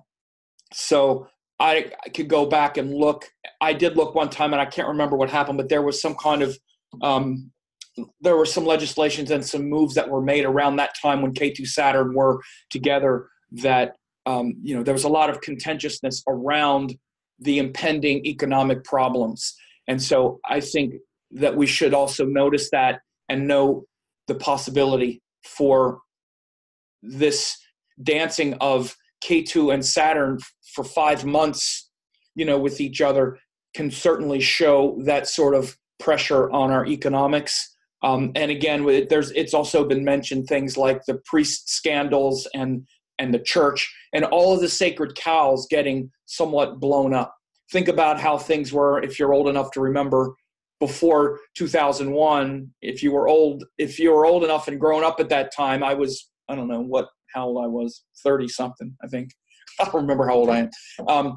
And how things have changed since then, at least as far as as far as what we have to contend with. So aside from that, last few quick things, when we look on a mundane level as well, we do have, these outer planets retrograde. Of course, retrograde cycles aren't uncommon, but when you get them both retrograde at the same time, that's also showing where we're backing up and reflecting on our teachings and our values and principles at that time, because Jupiter's retrograde, Saturn is retrograde as well, as we've said. So again, we're feeling kind of hesitant anyway. And again, these planets are retrograde half the time, but it means that, or at least Saturn is almost half the time. It means that we're usually reflecting about half the time on the things that we're focused on. So it's going to be that time anyway where we're a little bit hesitant, and that could lead to frustrations boiling over as well, which is what retrograde planets can bring. Mars, of course, is in its sign of a debilitation, which again can show this just kind of frustration coming up. And the last thing is Venus being here in Gemini does show a certain amount of beauty and I would say spiritual promise, because Venus has a lot of dignity, in at least natural dignity, in Gemini. And again, as spiritual people, we can get really tangled up and bogged down in the world, but that is to alert us to the unchanging, spirit within. We should expect that the world is going to be really chaotic this summer. It's going to be like, if 2018 was like, oh my God, what's going on? Wait till this stuff starts to happen.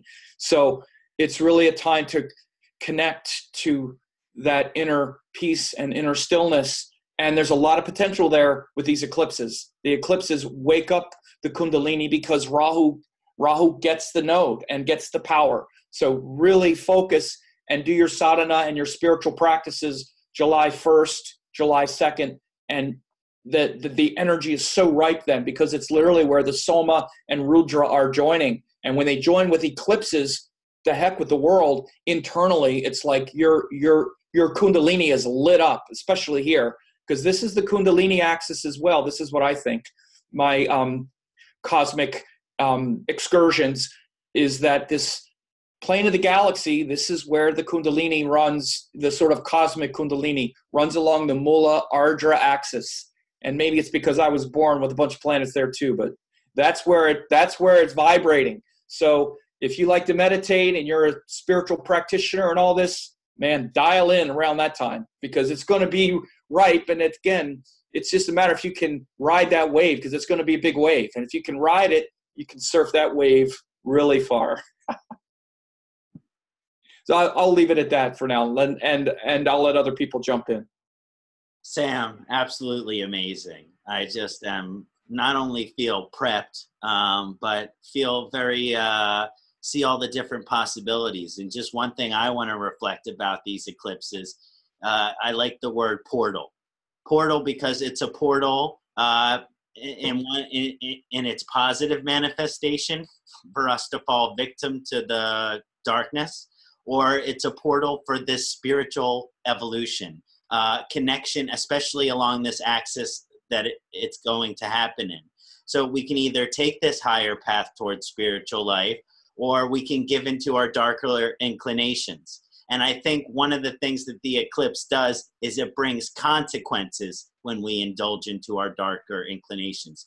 Just like it's the best time to tune into this high spiritual vibration. And if we do that, we could experience Kundalini awakening, glimpses of spiritual bliss. Or we can give into our darker tendencies and have to deal with serious repercussions. One thing to say real quick too, can I just say? Of course. What happens is, this is also just the way to understand what we mean when we say destruction.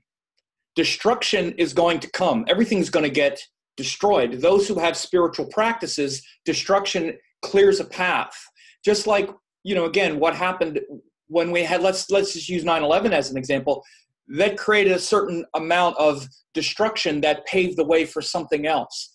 And when, spiritual practices are also a destruction, you got to be willing to be destroyed. They're not fun and happy. And this is one of the things, we live so much through our emotions that people think, okay, I'll have some spiritual blissed out state. Well, that's usually, that's okay. That's sort of a byproduct of doing sadhana a lot, is bliss permeates your being. But those moments of transformation where you really break through are often challenging. They're challenges, and something gets destroyed, and it's your ego and your ignorance. So it's just a matter of what we're attached to. So we're attached to however much we're attached to our ego, outer destruction is painful. And so is inner destruction. It's really kind of the same thing. And we tend to polarize it because we're polarized, because we see inner and outer, but they're really the same thing. And try to not see them as inner and outer, or see them as different. Something will get destroyed. What's going to get destroyed? Will it destroy you? If it is, who are you? That's what to focus on, not the destruction. Oh, that's bad. It's only bad relative to what you're attached to. Does that make sense? 100% that makes sense. And it's something that was mentioned earlier, kind of the removal of everything that doesn't support you, the removal of everything that you don't need. And that's what this is. That nakshatra, Ardra, Rudra, Shiva, that's what it is. We say, oh, Shiva, I love him. Okay, then let him blow you up, because that's what's going to happen. I'm glad you love him. You're going to have to love him. And often the things that we feel that we need, that we're the most attached to. So that's where the suffering comes in too, that we might experience. Yeah, and last thing, this is why Gemini is so powerful as well, because again, it's Gemini and Sagittarius are probably the most dual and adaptive to change that there is. That's what the signs are. This is why that area of the zodiac is so transformative, because they're basically saying, a Gemini person, a Sagittarius person, they're looking to change and transform all the time. It's hard for them to be solid. So this section of the zodiac, when Rahu blows things up and eclipses happen, they're adaptive to change very easily. So we can all be adaptive to change very easily, because something will change in the outer world and we'll see something that we understand a deeper layer that we wouldn't have understood without the destruction. Someone else would like to comment, please, Yeah. on the upcoming eclipse? That was brilliant, Sam. Yeah, eclipses are always spiritual opportunities, and certainly, when you meditate during an eclipse, it kind of is very, very powerful transformation. It's 10 times more powerful than a normal meditation. The thing about this eclipse too, it's going to be seen more in South America, and so places that are particularly on edge, like Brazil, Argentina, and Venezuela, which is big in the news at the moment, are going to be really kind of hit by this eclipse. If the door isn't gone by then, you can imagine that the eclipse will finally kind of trigger some major event there. The interesting thing too, I mean, Sam reminded me, actually the last major high in the stock market occurred in October 2007 during almost at the exact point of the Saturn-Ketu eclipse. So it was, you're right, Sam, it was after that the market started kind of going down. The other thing I noticed too was that the high in the euro, which was at 145 in 2000, occurred right at that same time. Now, these things aren't going to repeat exactly, but to me, it's kind of interesting. You would think, oh God, Saturn-Ketu is going to be so horrible for the economy, but in 2007 in Leo, it wasn't. And so we have to kind of, but it did kind of lead into something else. So I don't like to predict, financial. I agree with Sam. We are kind of approaching this time where, the globalists, need to unravel. They've been, and that my work shows that, that's going to occur between now and 2023. Not until 2022, until Jupiter gets into Pisces. So we're kind of setting up for a big unraveling with the world, in trillions and trillions of dollars of debt and not being responsible. And Saturn-Ketu is going to kind of force some event to kind of encourage that to happen. And it has to be bigger than 2008, just because the forces at work with Pluto are there also. And it's happening in the U.S. sign of Sagittarius. Also, so it's a much bigger event for the U.S. And I believe a lot of my friends think the U.K. is a Sagittarius country, also with the 1924 chart, and so that's where the U.K. and the U.S. often go together. So it's kind of interesting that we are getting such kind of energy kind of building up around this. I do think that Jupiter, will kind of come to the rescue a little bit when it goes into Sag in November. So to me, 2019 is a little bit more difficult than 2020. Thanks. Thank you, Barry. Thank you very much. Somya or Punditji to share on the upcoming eclipse, some remedies perhaps, Punditji? Yes, as Sam mentioned about distraction. Without distraction, new life won't come. So distraction has to happen, and that is what is you call pralaya. Some kind of a pralaya needs to be happen, and that is the Shiva's energy. And this, especially this grahanas, like eclipses happens, and if really one can do the spiritual practice with God loving instead of God fearing, then you really enjoy the eclipse energy also. But many people, we worry about, okay, this eclipse is going to be coming into my nakshatra or my rashi, and they start thinking more about the problem than solution. So solution is, as I said in the beginning, Guru is the one who teaches us. So there is already teachings are there from the saints and sages and munis. So the best remedy for the grahanas, these eclipses, are doing your own sadhana. And as he mentioned, July first week, but I do say from even from this Rahu Ketu transition beginning, then onwards, if you put yourself into a spiritual mode, until December of 2019, because we cannot say spiritual practice, which we do it on that time frame and we will close the door. No, spiritual practice has to come in life from the childhood. It's not just comes after 60 years of age. So I always say to people, spiritual practice is not a retirement plan. So, you have to have in your life, you enjoy doing that, and you can really get benefit out of it. Recently, when lunar eclipse happened, last week, I believe, and it was a very strong lunar eclipse.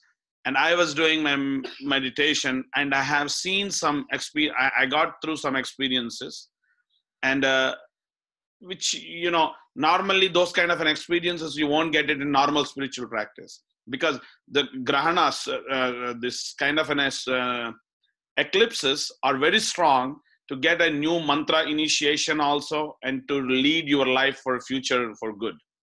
So anybody is planning to get an initiation of mantras, or this is the best time for these eclipses. Again, there is another eclipse also coming end of the year. So these are the best times. Thank you, Punditji. That is amazing and so resonant. And again, suggesting a portal or window of opportunity, which can be no greater than any other time if our spiritual quality is in the right direction. Somya, would you like to touch on the upcoming eclipse as well? Sure, just a little bit.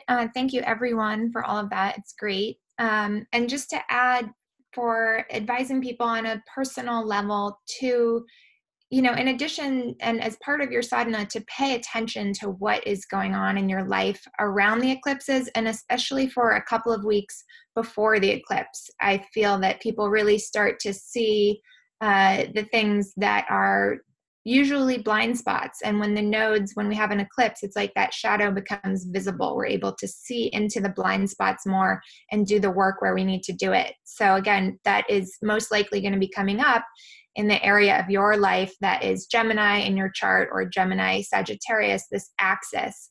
And also just to add a little bit to that after the July 2nd eclipse, there will be a partial lunar eclipse 2 weeks later on the 16th. So this entire cycle, from mid-June, we'll start to feel the effects until after that second eclipse in mid-July. Yes, and hopefully everyone who's enjoying this transit now feels more aware, conscious, and open to all of these possibilities and potentials for our spiritual evolution during this time. Sam? Yeah, just real quick. I wanted to just share something Barry mentioned. He walked away, but he did mention that the stock market high in 2007. I remember what it was that I was looking at before. It's going back quite a ways, but I actually remember it and have looked at it a couple times. When Saturn Ketu was joined in Gemini in 1973 to 74, and it actually started a big recession in U.S. and UK and in other places as well. So the signs are important as well. And again, Leo, you can see Saturn Ketu in Leo, because Leo is very much a fixed sign and a place where power is concentrated, tended to build up that financial, you would say security, but it was also a kind of house of cards that got bigger and bigger with Leo. But Saturn Ketu, again, back in the early 70s, in the same axis, led to a big recession, which also led to like oil shortages and all this kind of stuff in the early 70s. So just saying that I think that there could certainly be some kind of financial things going on. We even see Brexit. Actually, that financial situation hit Great Britain really hard.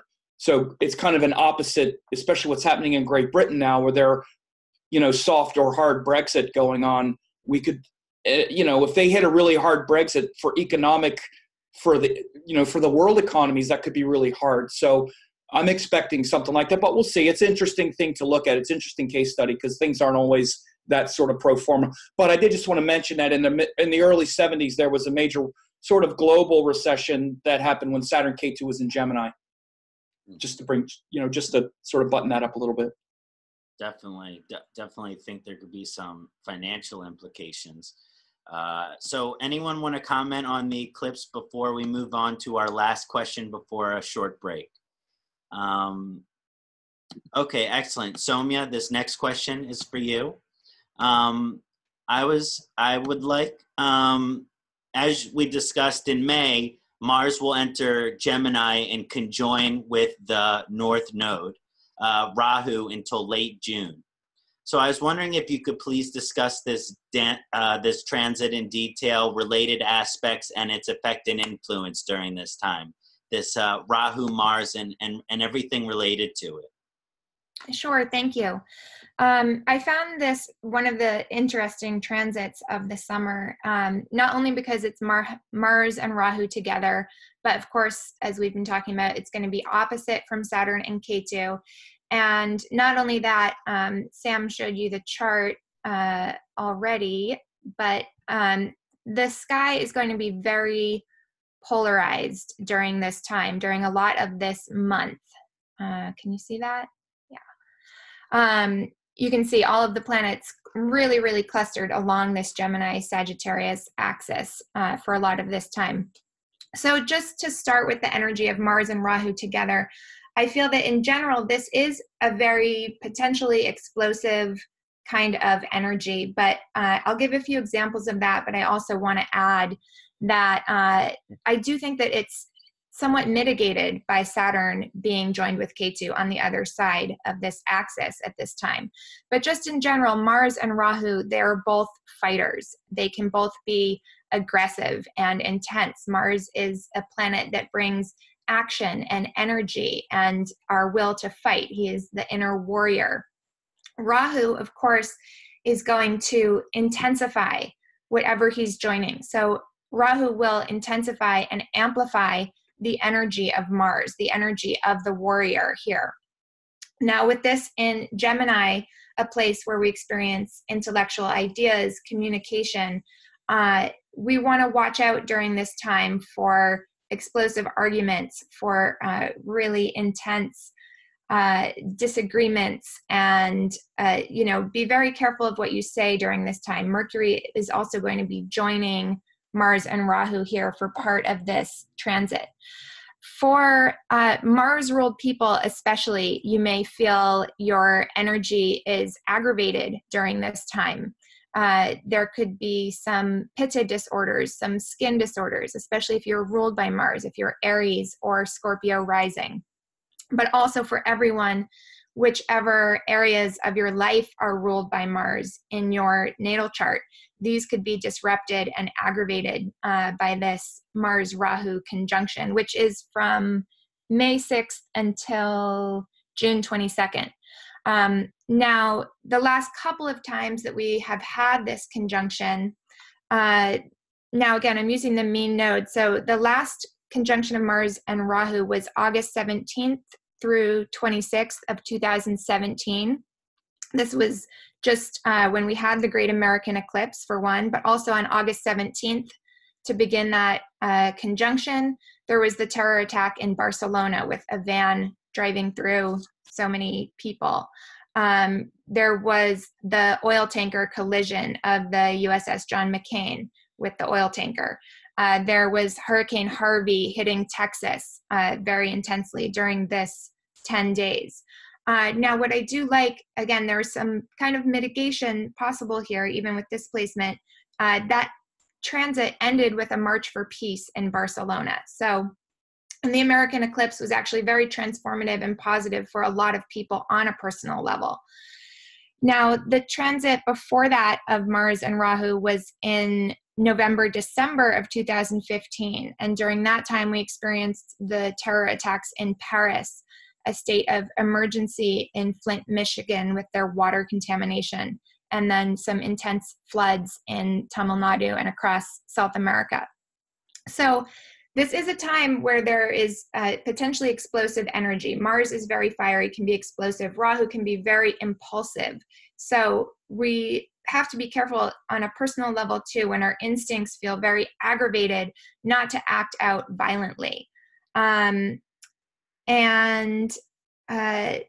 thing that I do think is very interesting is with Saturn and Ketu opposite the Mars-Rahu conjunction. I looked back at the last couple of transits of these that we had, and the last one was in 1997. There weren't some huge events that happened during this time, but there were a few interesting things. The Timothy McVeigh was sentenced for the Oklahoma City bombings. O.J. Simpson was found liable in the civil case. the city of Hebron was handed over back to Palestinian rule from Israel. So there are some things here that were kind of like reversals of intense or violent situations. So I find that interesting. Also, in terms of the innovation that is also possible and even intensified or amplified with Mars joining Rahu in Gemini, Dolly the sheep, the first cloned mammal, was announced the last time we had Mars-Rahu opposite Saturn-Ketu. Now, the other historical example, I find this really interesting. The time before 1997, the last time we had Mars-Rahu opposite Saturn-Ketu was in 1962, October and November, and this was the time of the Cuban Missile Crisis. Mars and Rahu were exact on October 20th. Saturn and Ketu were exact on October 15th, and the Cuban Missile Crisis started October 14th. So I think this is a really good example of the really potentially explosive energy of Mars and Rahu together. The world was on the brink of nuclear destruction during these weeks. And yet, the Saturn influence, I really feel, helped to rein people in, to really look at what we need to do to stop this type of destruction from happening, to create some kind of balancing structure. So during that time, of course, that situation was resolved, and we didn't reach that point of nuclear war. So again, it's important to look out for energies really being intensified, especially for the Mars-ruled people, potential explosiveness, and of course, as always, doing our sadhana, doing pitta pacifying activities, I think is going to be helpful during this time, especially again, if you are Mars ruled, if you are Gemini ascendant, and those are some things to look out for now.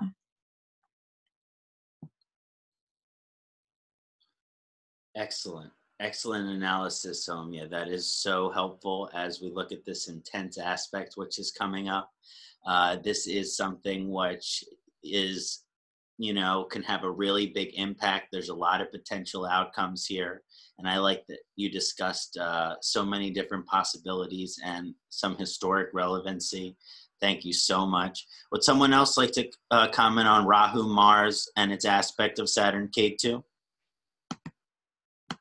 One sec, Barry. So one of the things that's interesting to me is, you know, Gemini, you know, in Sanskrit is Matuna, which translates as copulation. So Gemini is a very kind of sexual sign of the zodiac. And, you know, Mars Rahu there, you know, also puts a lot of sexual energy there. And you can certainly, we have to be concerned about sexual violence and this whole issue around sexual predatory energy kind of coming to a head. You know, there's been a huge dialogue around it for, you know, with the Me Too movement for, you know, about, I don't know when exactly it started, but it seems like, you know, there has to be some kind of culmination with that Mars Rahu in Gemini, and the eclipses happening in that node, you know, so it'll be interesting to see if that happens. And, you know, certainly, you know, we also have to be, you know, be safe during that time if you're a single woman, and you know, certainly men have to be aware of those kind of urges that kind of come up. Yes, totally. Someone else, Rahu, Mars, Sadasiva ji? Yeah, first, Somya, that was fantastic. Great work. I loved all the case studies, man. That's just really, really solid. A few things to add. And I like the theory and the idea that Ketu Saturn adds a kind of stabilizing force. I definitely think that's shown in certain examples for sure. And we'll hopefully see some of that here in 62. Of course, you always have to look at the planet. It was in Capricorn, so there's a lot more, you know, dignity of Saturn there, and definitely help to avert, you know, the catastrophe, because Saturn had a lot more dignity than Mars, especially at that time. A few things about this placement is we have Mercury in the sign. So if we're going to get really down to it, when we have the Mars, I'll bring my chart up again if it's okay, just to show because instead of it being so theoretical, one second. Yeah, so just back this up. Instead of trying to visualize it. So we're talking about this, something like this. So we also have Mercury there. So anytime the ruler is there, it's very, very stable. It helps to stabilize based on what the sign is. This is happening in Gemini, again, which is about information, and not just information. It's about, the energy isn't necessarily clear. It can be quite scattered. But one of the things about being in Gemini is, we do see this emergence of ideas, and again, like you're saying, arguments and fights and battles. I'm definitely brought back again to the potential for, even like Barry was saying, with I can see this like sex scandals and things with the church being big. I predicted several months ago that all this stuff with Pope Francis's chart, if you look at his chart as well, you can see he's got a Gemini ascendant and planets all on this axis as well right now. So, but having Mercury there, I think, is going to help to mitigate the potential damage and destruction that can come with this Mars-Rahu for sure. But I definitely sort of reflect back how transformative this can be. But I just wanted to bring up the idea, the fact that Mercury is also there. And then before the end of the transit, Venus, or no, actually by the time the transit finishes, Mars leaves before Venus is in the sign, and then Mercury also leaves. So they both kind of leave. Let me make this day at a time. So Mercury pokes his head out, and then 2 days later Mars does. So having Mercury there for most of the transit, just go back and see exactly, is Mercury there the whole time? I think Mars gets there first. Yeah. So this point, when Mars is there but Mercury isn't, which is from June 1st, before Mercury gets there, June 1st, it's only a couple days. Yeah, okay. And then Mercury is there the rest of the time. Yeah. So the transit is somewhat blessed with having Mercury there pretty much the whole time. So I think that makes a difference. I just wanted to say that. Excellent.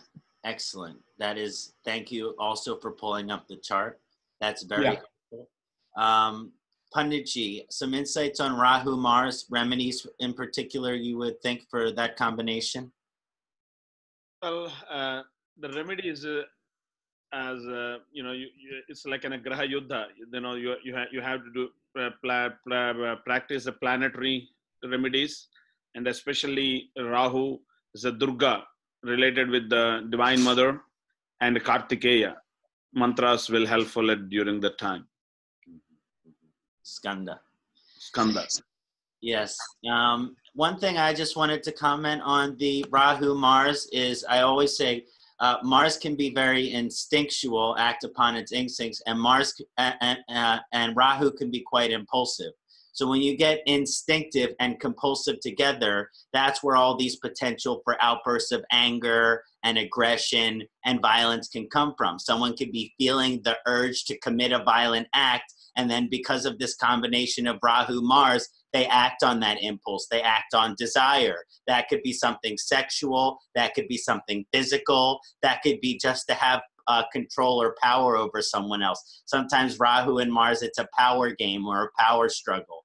And anchored by the Saturn-Ketu, I like how everyone is pointing out that somehow Saturn is acting as a balancer to this whole thing.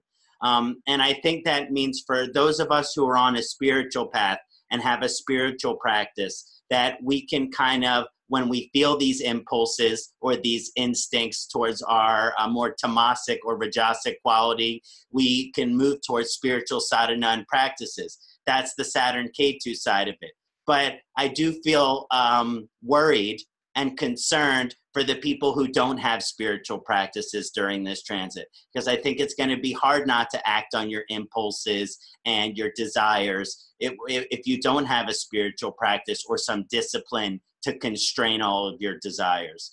So that's where I think the challenging side, I think for those of us on a spiritual path, this is a very powerful alignment to advance through discipline. But on the other side of it, if we're not on any kind of spiritual evolutionary path consciously, maybe we act on our aggressive impulses during this time. So that's the two sides of the spectrum, I feel. Does anyone want to comment on Rahu, Mars, Saturn, Ketu, or really share anything before we take a 30-minute break? Yeah.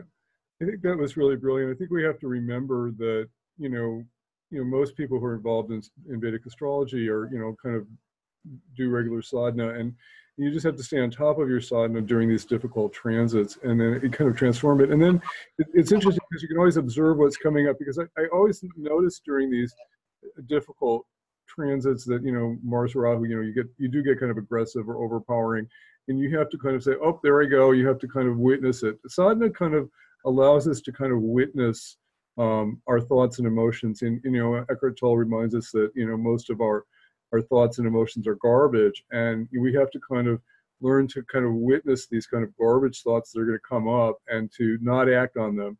Otherwise we get into trouble. Thank you, Barry. Sadasiva ji? Yeah, just the last thing. What you said was so important, Kṣaṇāti. And again, I just want to go back, though, to the Rashi that it's in, because, again, we say Mars, we act on this, we act on this. Gemini is an intellectual sign. So, again, it's much more about the mind and the thoughts. And Somya said it really well about arguments and battles and fights. And I see more destruction through ideas and language and thought crimes or violence through words and language and speech than this kind of, watch your impulses or you're going to rape somebody, or I don't know, I don't see it where it's so much physical confrontation with Mars, Gemini, Rahu. I see it much more of these intellectual battles, which are just as destructive. But that's the thing to really watch, where you get aggravated in your mind and your thoughts get really aggravated. And it's because Mars is very black and white. It's about opinions, not about ideas. Ideas and opinions aren't the same thing. Opinion, we've already made up our mind about what's right, and we're ready to fight about it with Mars. We're ready to defend our opinions rather than figure out what's going on, which is Mercury and Gemini. So the way that Mars interrupts Gemini energy, or even Mercury energy, is we mistake our ideas for our opinions, or we mistake our opinions for ideas. So this is what we got to watch, because an opinion is not an idea. You've already made up your mind what's right and wrong, who's good and who's bad, and we're ready to fight over it. And so that's what we need to watch. I don't necessarily think it's going to be we're going to go out and physically fight, because that's not really the nature of Gemini. It's to get into these verbal battles and verbal abuse and feel like we're justified because, well, you're wrong anyway, so you deserve what I'm about to give you. Mm-hmm. I think Mercury in that sense is and that's why I said with Mercury there, I should have been more thoughtful about it. With Mercury there, seemingly almost for the whole transit, basically Mercury is there, so the intelligence is there and the discrimination is there while the transit is happening. So that frustration and aggravation in the mind, because there's a lot of things we think are right and we need to defend them. But with Mercury there, when the frustration comes into the mind with Mars and then gets conflated with Rahu, Mercury is still there. Again, it's a great catalyst for our mind to really perceive the truth and to really get the idea, to get the ideas correctly, if we can diffuse the heat and certainty of our opinions and our sort of combative nature. Yeah, I think and then the eclipse comes shortly thereafter. So that whole cycle of Mars, that's why I showed Mars going through Gemini before I talked about the eclipse, because we got all that coming and then we get an eclipse in Ardra. So that section of the year is really tricky. Yeah, I think Mercury could be acting like a guardian angel in that sense. And that's always the case with the ruler. The ruler is protecting the sign in the house. It's like you're in your house. So even if you got a bunch of Cretans there, if you run the house, they have to adapt to your environment. Yeah, and I think it makes those physical battles much more intellectual, like you're saying. It protects them from going to that physical place, makes them more in the buddhi, the intellectual part of the... Yeah, and then the energy of Mars, the energy of Rahu, the energy of the sun becomes power, because all the planets are power. they're all power. And when the power concentrates, there's opportunity and there's possibility, even difficult ones or whatever. Especially when the ruler is there, we can actually get to the truth of that power. Mm-hmm. Yeah, Mercury's got a big position there. Yeah. Any other comments before the break? Well, it's a Devasara Yuddha, like, the Yuddha between the demons and the gods, like a positivity and negativity. And I appreciate all you guys are adding about Mercury, but I also just want to point out that the Mars-Rahu transit starts on May 6th, and then Mercury moves in on June 1st. So we still are going to have about 3 weeks of Mars-Rahu without Mercury there as the guard. Thanks for bringing it up. I was doing it in real time. So that's the time to really watch before Mars gets in there. That, at least I think that's really the time to watch. Mm-hmm. Yeah. Less likely to think about the action before it's taken. Yeah, watch that time, because we don't have Mercury there going, oh, this is fun, new ideas. It's like, rah! Jumping right back into things, I'd like to start with you, Sadasiva ji. Okay. Would you please discuss Jupiter's 2019 transit, specifically focusing on the Gandanta period, the shift into Sagittarius between Mula and Jyeshta Nakshatra? Absolutely. So let me, let me share my screen here. All right. So I focused on, where is it? Saturn, Ketu, no, where is it? Yeah. So in my forecast this year, I focused on this section, March 13th to May 8th. So that's a couple months. So March 13th, let me go back a couple days. So you can see March 13th, Jupiter is within 1 degree. So, and then it goes into Sagittarius. Oh, let me pull up, sorry, let me get the chart. Okay, so this is March 13th. March 13th, and then to May 8th, I'll just run it forward several weeks. You'll see Jupiter is going to go into about 1 degree, then stop, go retrograde back, and then when he comes back to here again, it'll be around May 8th. Let's see if it works. So there he pokes his head in Sagittarius. This is April 3rd, goes up, goes retrograde, goes back.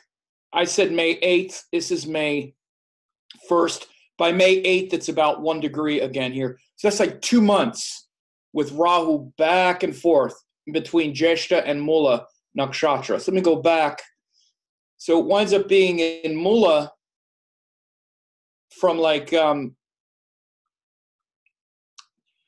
so March 29th, he goes into Sagittarius, and he'll be in Mula Nakshatra until he goes back into Scorpio on April 23rd.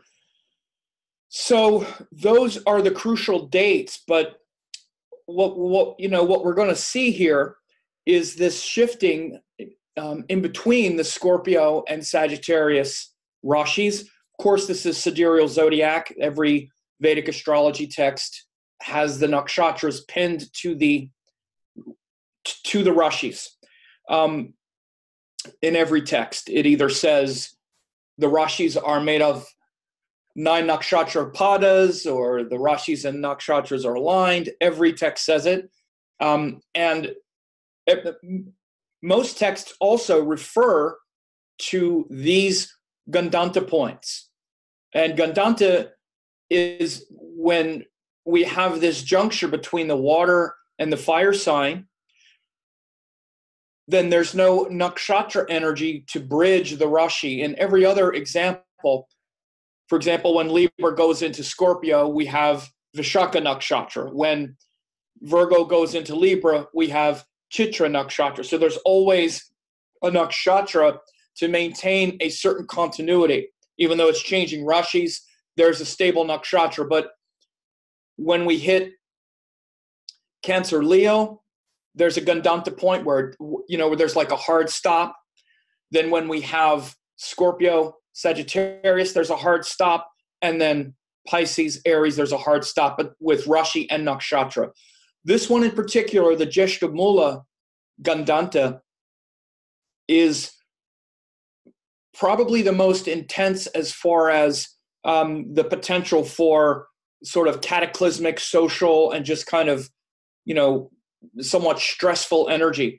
Jyeshta is ruled by Lord Indra, who was the king of the gods, and also the one who would always sort of get into battle over, difficulties and things like that. It's the section of Scorpio that can be emotionally willful and ready to do battle. The other parts of Scorpio have more of a quality of devotion. They're emotionally intense, but they're often more devotional. So does Jyeshta, don't get me wrong. But for instance, Anuradha and Vishaka they naturally acclimate more toward that friendliness. For example, Anuradha Nakshatra is ruled by Mitra, which means friendship, friendliness. But then you get to Jyeshta, and it's ruled by Indra, who is the king of the gods, ready to exact vengeance on those who have perpetrated injustice against the kingdom and those sorts of things. Again, it's a very powerful energy to have that emotional courage to really, transform our inner darkness and pain. Because Scorpio is a sign where we learn that quality of life, where we learn that we're not in control and that everything is going to change, and it fills us with fear and stress and worry. And Jyeshta gives like the emotional courage to take that on, but it can also bring a kind of vengeance. Again, if we don't know ourselves and we're not grounded in our heart, and instead we're attached to the external circumstances of the world, it's very easy to think, oh yeah, the reason I'm suffering and I'm happy is because of what you did to me, what you did. And we get into this kind of exacting revenge and settling scores and things like that. In the negative sense, this can have a lot of that Jyeshta energy. And then Jyeshta and Scorpio then moves into Sagittarius, and the next nakshatra is Mula. The first nakshatra in Sagittarius is Mula, which literally means root, to uproot, to pull out by the roots, and to plant new seeds of karma, and to put that darkness behind us and that imagined fear and that stress and vulnerability of Scorpio. We put it behind us. There's a stop, and we put that behind us. But the first act of putting that behind us is pulling out all of the roots, pulling that fear and vulnerability up by the roots and uprooting it, which is Mula Nakshatra. So again, the first section of Sagittarius is quite transformative, and filled with some stress because it's ruled by the goddess Niriti, which became the goddess Kali in the later myths, but it's that destruction and calamity. And again, you want to know that this is the section of the sky that is related to the plane of the galaxy. When we get into Mula Nakshatra, you're literally looking back at the center of the galaxy. Mula is the core of the galaxy. So Jupiter going back and forth over these two really transformative places. And again, it's within 1 degree. So the Gandanta means when it's within 1 degree, it's at that very unpredictable place. So it's already a transformative shift when we go from Jyeshta into Mula. But what happens is, Jupiter is going to slow down. First of all, he usually doesn't cover that section of the zodiac so slowly. He'll usually go over it, but here he's starting to slow down as he approaches the Gandanta the first time. He's already moving very slow and about to go stationary retrograde. Right? So it's very slow. And then he goes, and then he goes stationary direct to go back over it. Again, the speed of the planets are really important. And so during this entire time, Jupiter is moving very slowly between these 2 points that are quite volatile. The volatility of the ego having the emotional courage to transform and become spiritually developed.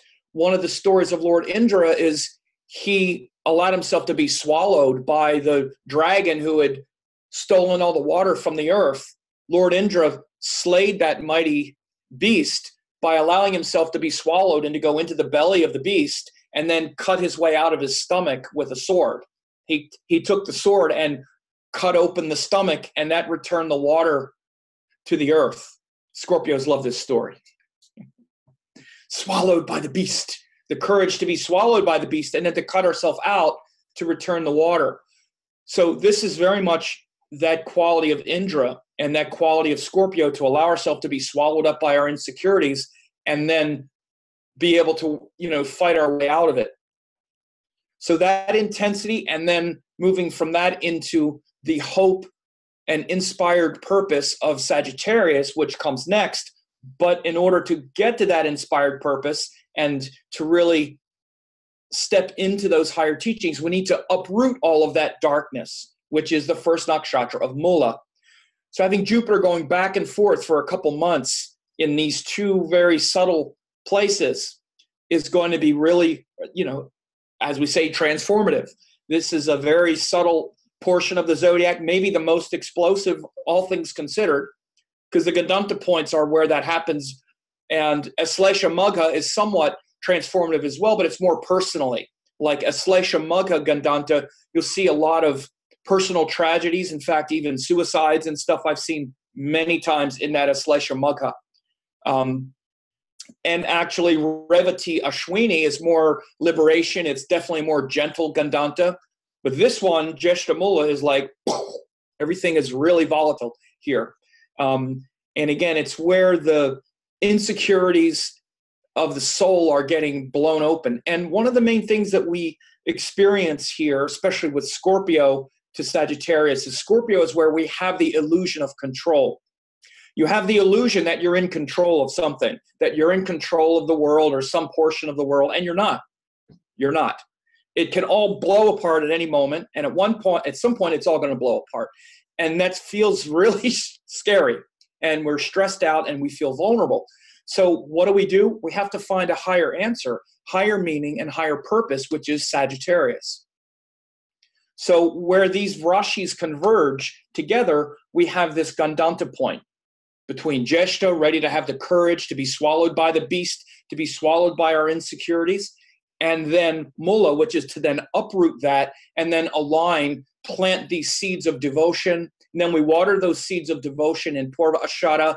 Then our victory over darkness is guaranteed in Uttara Ashada. Then the nakshatras build on themselves that way. But this section here is where there's a lot of volatility. And the Mula nakshatra is ruled by, again, it's a very Kali kind of energy. So again, from March 13th through May 8th, Jupiter's going to dance back and forth. And of course, it's Jupiter, which is Guru. And higher teachings, higher wisdom, what inspires us.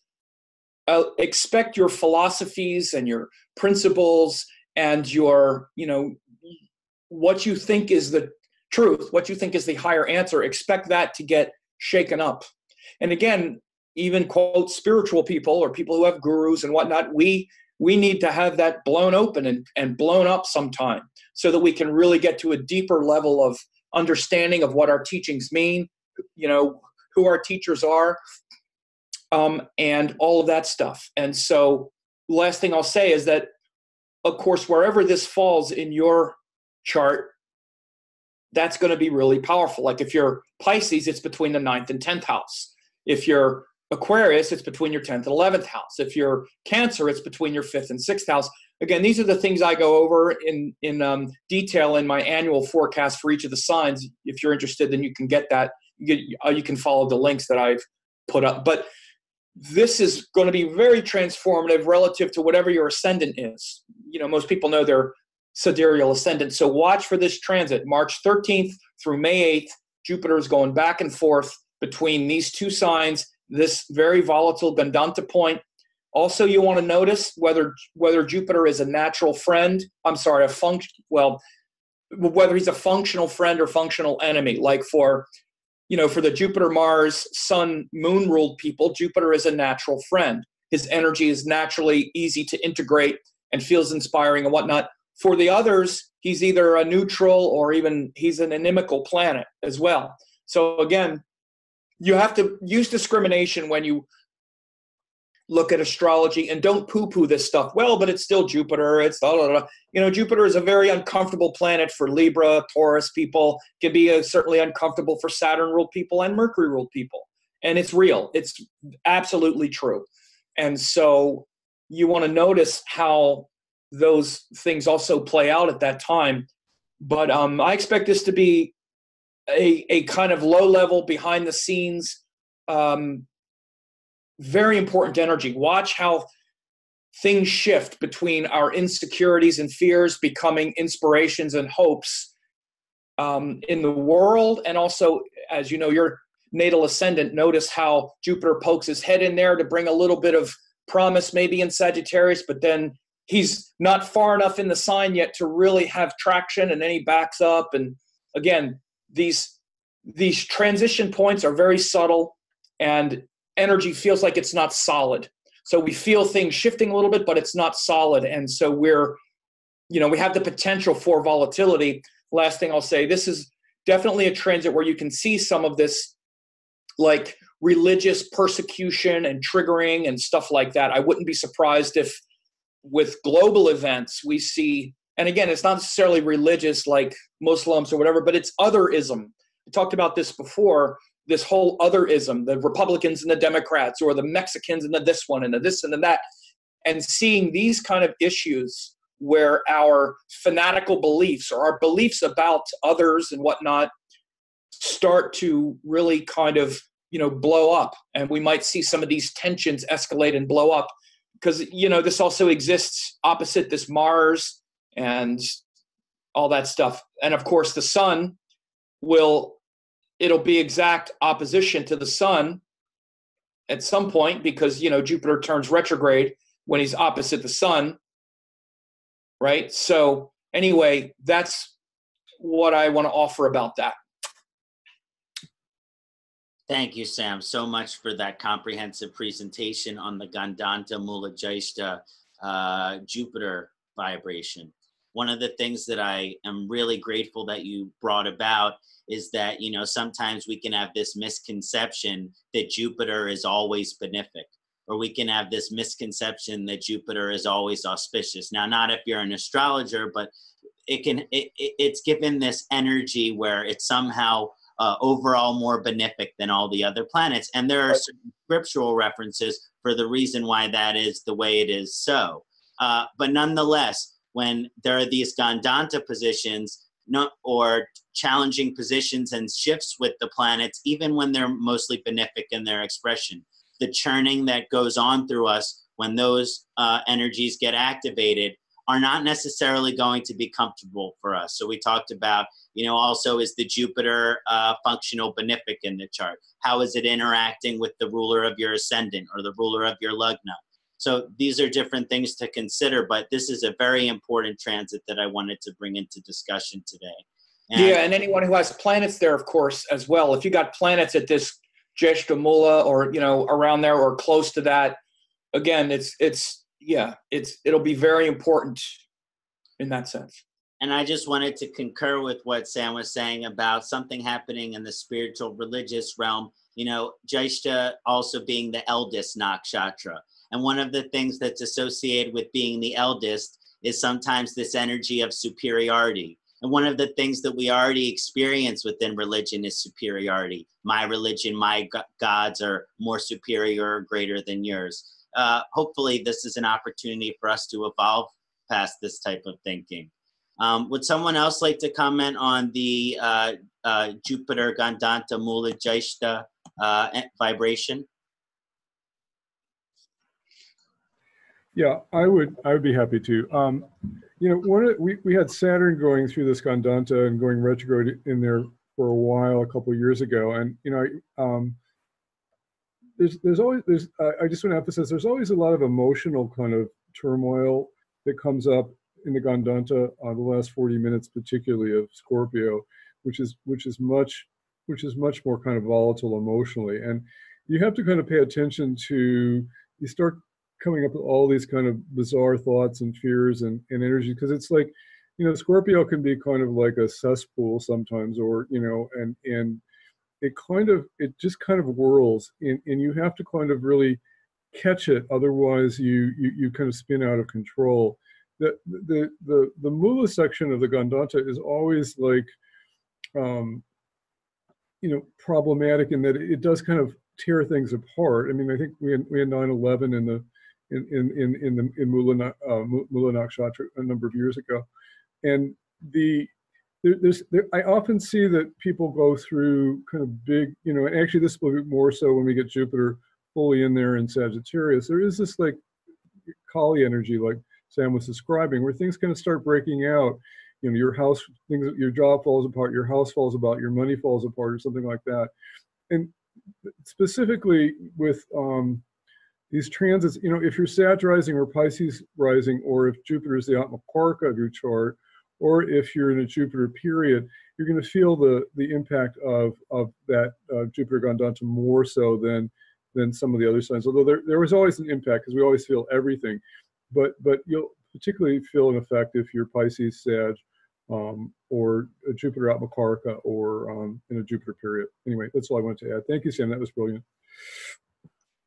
Thank you, Barry. Sadasiva ji. Pundit or Somya, would you like to touch on this transit? Either of you? Pretty much just in alignment with what Barry just said. I wanted to point out for Jupiter ruled people to really watch their health during this whole period, not just because of the Gandanta, but also any time that a planet is right on the cusp within 1 degree of changing signs, it's going to be weaker anyway, even more so because of the Gandanta position. Well, yeah, health might be the main thing.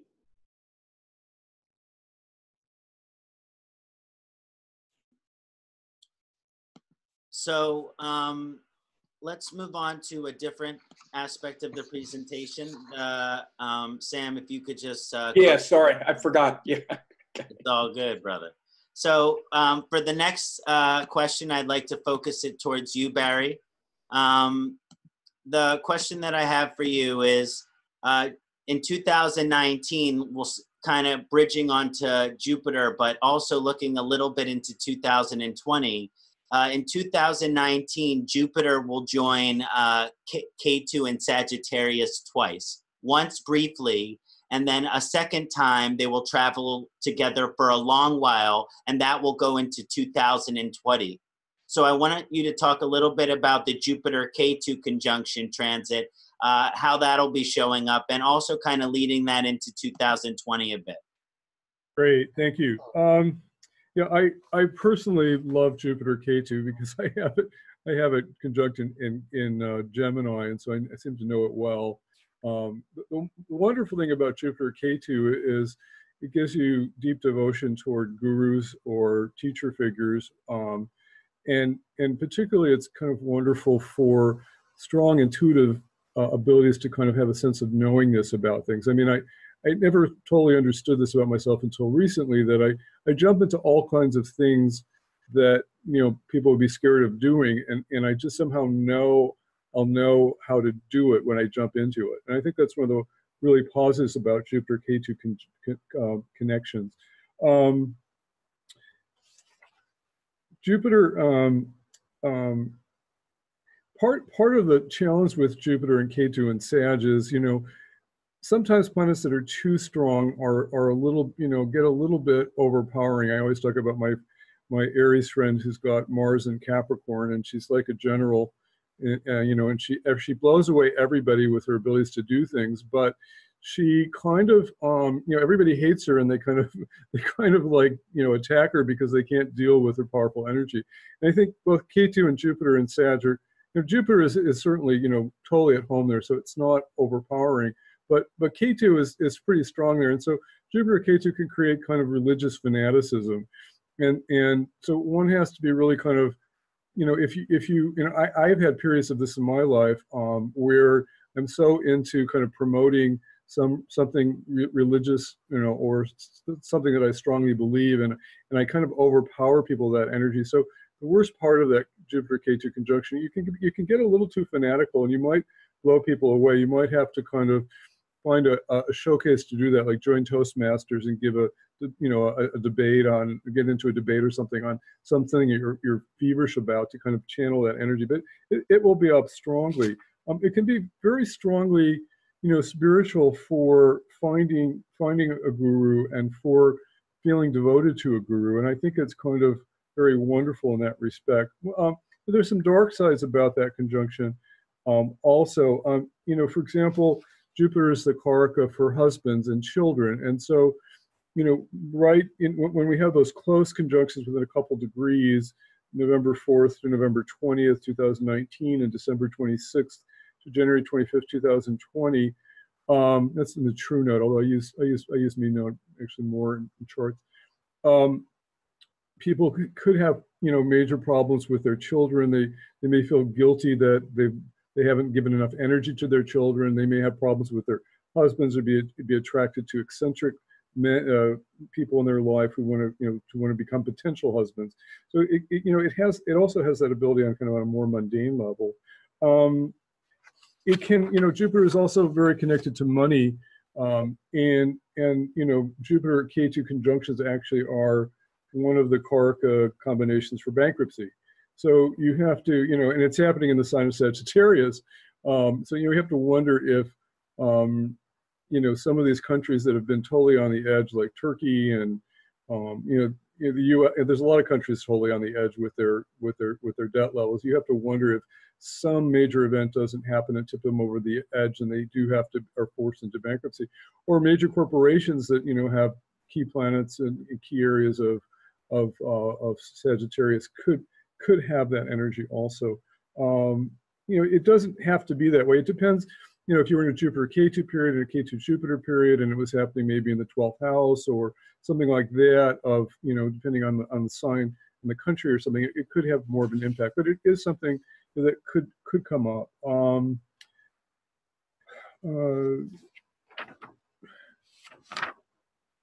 The other thing is, Ketu tends to kind of scatter energy, and when you get Jupiter and Ketu together, you can kind of find yourself pursuing multiple spiritual paths, and you could end up like changing. I'm very kind of devoted in my spiritual orientation, but I meet people that every month they're taking a new seminar and going to a new guru, and they never really go deep with anything because they get very scattered. It's kind of like if you're digging a well and you want to, hit water, you have to go deep with one path. But if you dig 20 little holes, you never hit water. So Jupiter-Ketu can kind of scatter spiritual energy sometimes, particularly if it's a very tight conjunction, and that you're trying too many things and you don't go deep with anything. So you need to be more devoted to one energy, otherwise you get into trouble. The thing that I like about Jupiter and Jupiter-Ketu and Sag is I think Jupiter is going to kind of save the day when it goes into Sag in November 2019, because we'll have had all this tumult in the Sag Gemini axis, and Saturn will go into Capricorn in January of 2020 and also be at home, and Ketu and Jupiter are kind of together there, and I do feel it's like a better time for the world. More humanitarian values are going to come up. I think actually, Rahu governs immigrants, and certainly with Saturn aspecting Rahu in transit still this whole month, the tensions and climaxes around immigrants are going to be very strong into this summer. But maybe finally with Jupiter going into Sagittarius, there'll be some humanitarian solutions finally that come out for this huge crisis, which it's a very difficult thing to solve, but it seems like Jupiter will bring its humanitarian energy finally in Sag to help solve the problem. But I think that's looking ahead. One of the interesting things going on is I ran the annual charts for April 5th, 2019, which is the New Year chart for the spring, and it's used to kind of predict the future of countries. And it turns out when you look at that chart, the U.S. Is Aquarius rising with Venus and Mercury in Aquarius, and Venus is the ruler of the year for the US, but because of the way sunrise happens in the other countries, most of the New Year charts for Europe and China and Russia and Korea, all of them are many of them are Gemini rising. And what happens is then you've got all that tension between Saturn, Ketu, and Rahu on their axes. So to me, it seems like a lot of the transformations that need to happen in the world are going to happen more so in Europe. And you see that happening with, already kind of in France bubbling up. And you can see, you can easily see like places like Hungary and Poland that are kind of rebelling against the EU. That energy is kind of bubbling up, but you can see it in the annual charts that there's going to be this huge dynamic tension between, Mars, Ketu, Saturn, Rahu on the Gemini Sag axis for the annual charts, and it's not hitting the U.S. as badly because the ruler of the year for the U.S. is Venus, with Venus in Aquarius, and certainly there are some problems. The ruler of Aquarius is with Ketu in that chart in the 11th, but it's not nearly as bad as Europe. So it's kind of fascinating. I think Jupiter and Ketu is kind of a real bright spot. And I think Ketu just gets uplifted, next year finally when Jupiter comes to the rescue. Great. That was so in-depth and so much to be excited about. I think that there's a connection between this transit we've discussed and the transit that Sam just discussed. We're seeing Jupiter go through this more challenging position, lots of potential for transformation in this Gandanta as it makes its way into Sagittarius and then makes its way through Sagittarius. I'm feeling very optimistic about that. I'm feeling very positive about that for our country, our humanity, for all of us here. Would someone else like to touch on Jupiter, Ketu as well? Sadasiva ji? Sure. Yeah, good job, Barry. One of the things that I said, and I kind of in my annual forecast, this is really 2019 is really a Sagittarius year with Saturn in Sagittarius, Ketu Sagittarius, then Jupiter goes into Sagittarius at the end of the year, as Barry said, which, what I've maintained is that it's going to be challenging around Sagittarius themes for much of the year. And this is things related, and again, I'm talking sort of culturally and collectively.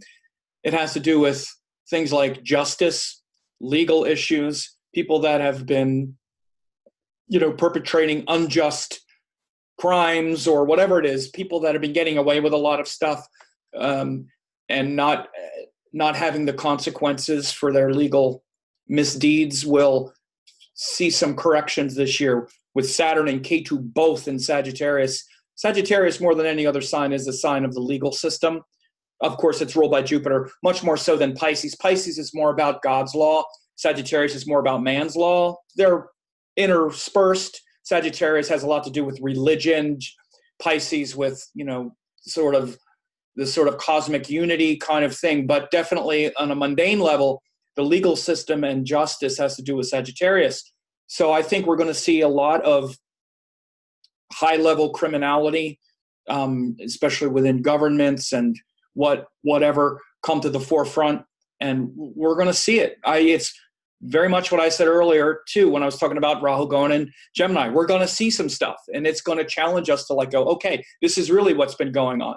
Beyond all the fake news or the this or the that, some real ramifications are going to come about, and hopefully, again, as a culture, what's going to happen when our sacred cows get knocked down or whatever? Are we able to adjust and understand that intellectually, which is the Rahu and Gemini?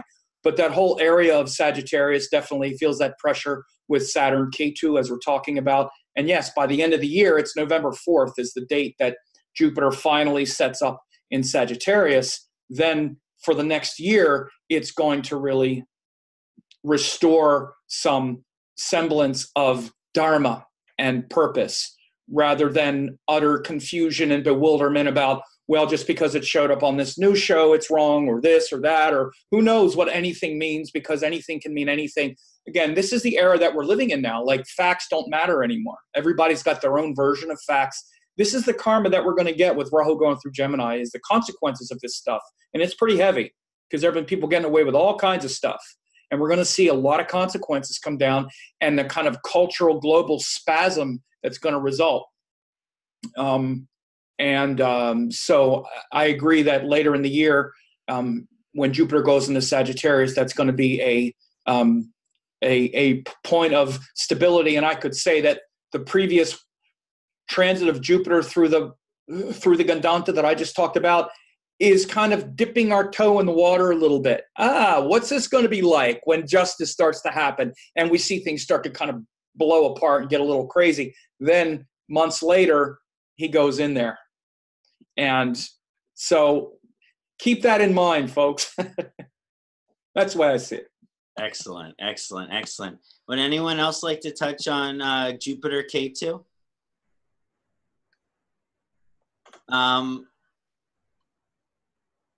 One thing I wanted to say is just to channel my brother, Dr. Dennis Harness, for a second.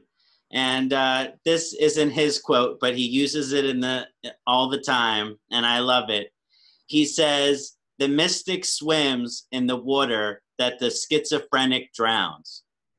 And that is what I think of when I think of Jupiter-Ketu, is this great potential for mystical experiences, spiritual devotion, evolution with the guru, evolution in religion, and also on the other side of it, schizophrenia, obsessive compulsive disorder, people acting really extreme and radical and acting out of a place of extreme or radical action. So I think it'll be interesting when Jupiter and Ketu separate again after being together for a while. But yes, I think it's very promising, Jupiter and Ketu. And I am really excited to see Jupiter's transit in Sagittarius. Any comments? We move on to the next question with Punditji.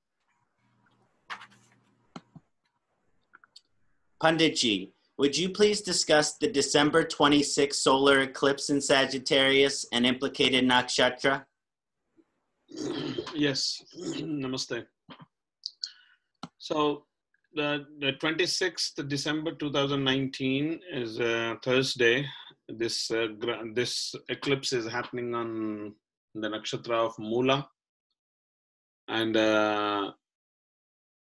it's happening in the Sandhi, Lagna Sandhi of Makara and Dhanur Lagna. So will have, Makara Lagna is in the Balya Avastha, which is the young, and Dhanur Lagna is the Vruddhapya, old. So the Shantis, appropriate remedies definitely will help on those, this nakshatra Mula, and the Rashis affected by the Purva and nakshatra, Dhanura, Sagittarius, and Uttarashadha, Purvashadha, and Mula. These nakshatras also will be affected. And again, earlier as we spoke about the eclipse time, what we should do and what we should not do, do's and don't do's. If you just take it into action, definitely you can gain. But in this Surya Grahana, in this eclipse, Rahu is more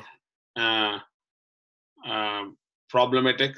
So just practice the Rahu mantra and Rahu related devatas, Durga, the Divine Mother, and especially somebody is going through a Ravi like a Surya Mahadasha, Mahadasha of Sun and Rahu, and Antardasha, sub-period also will have an effect. Anybody is going through that.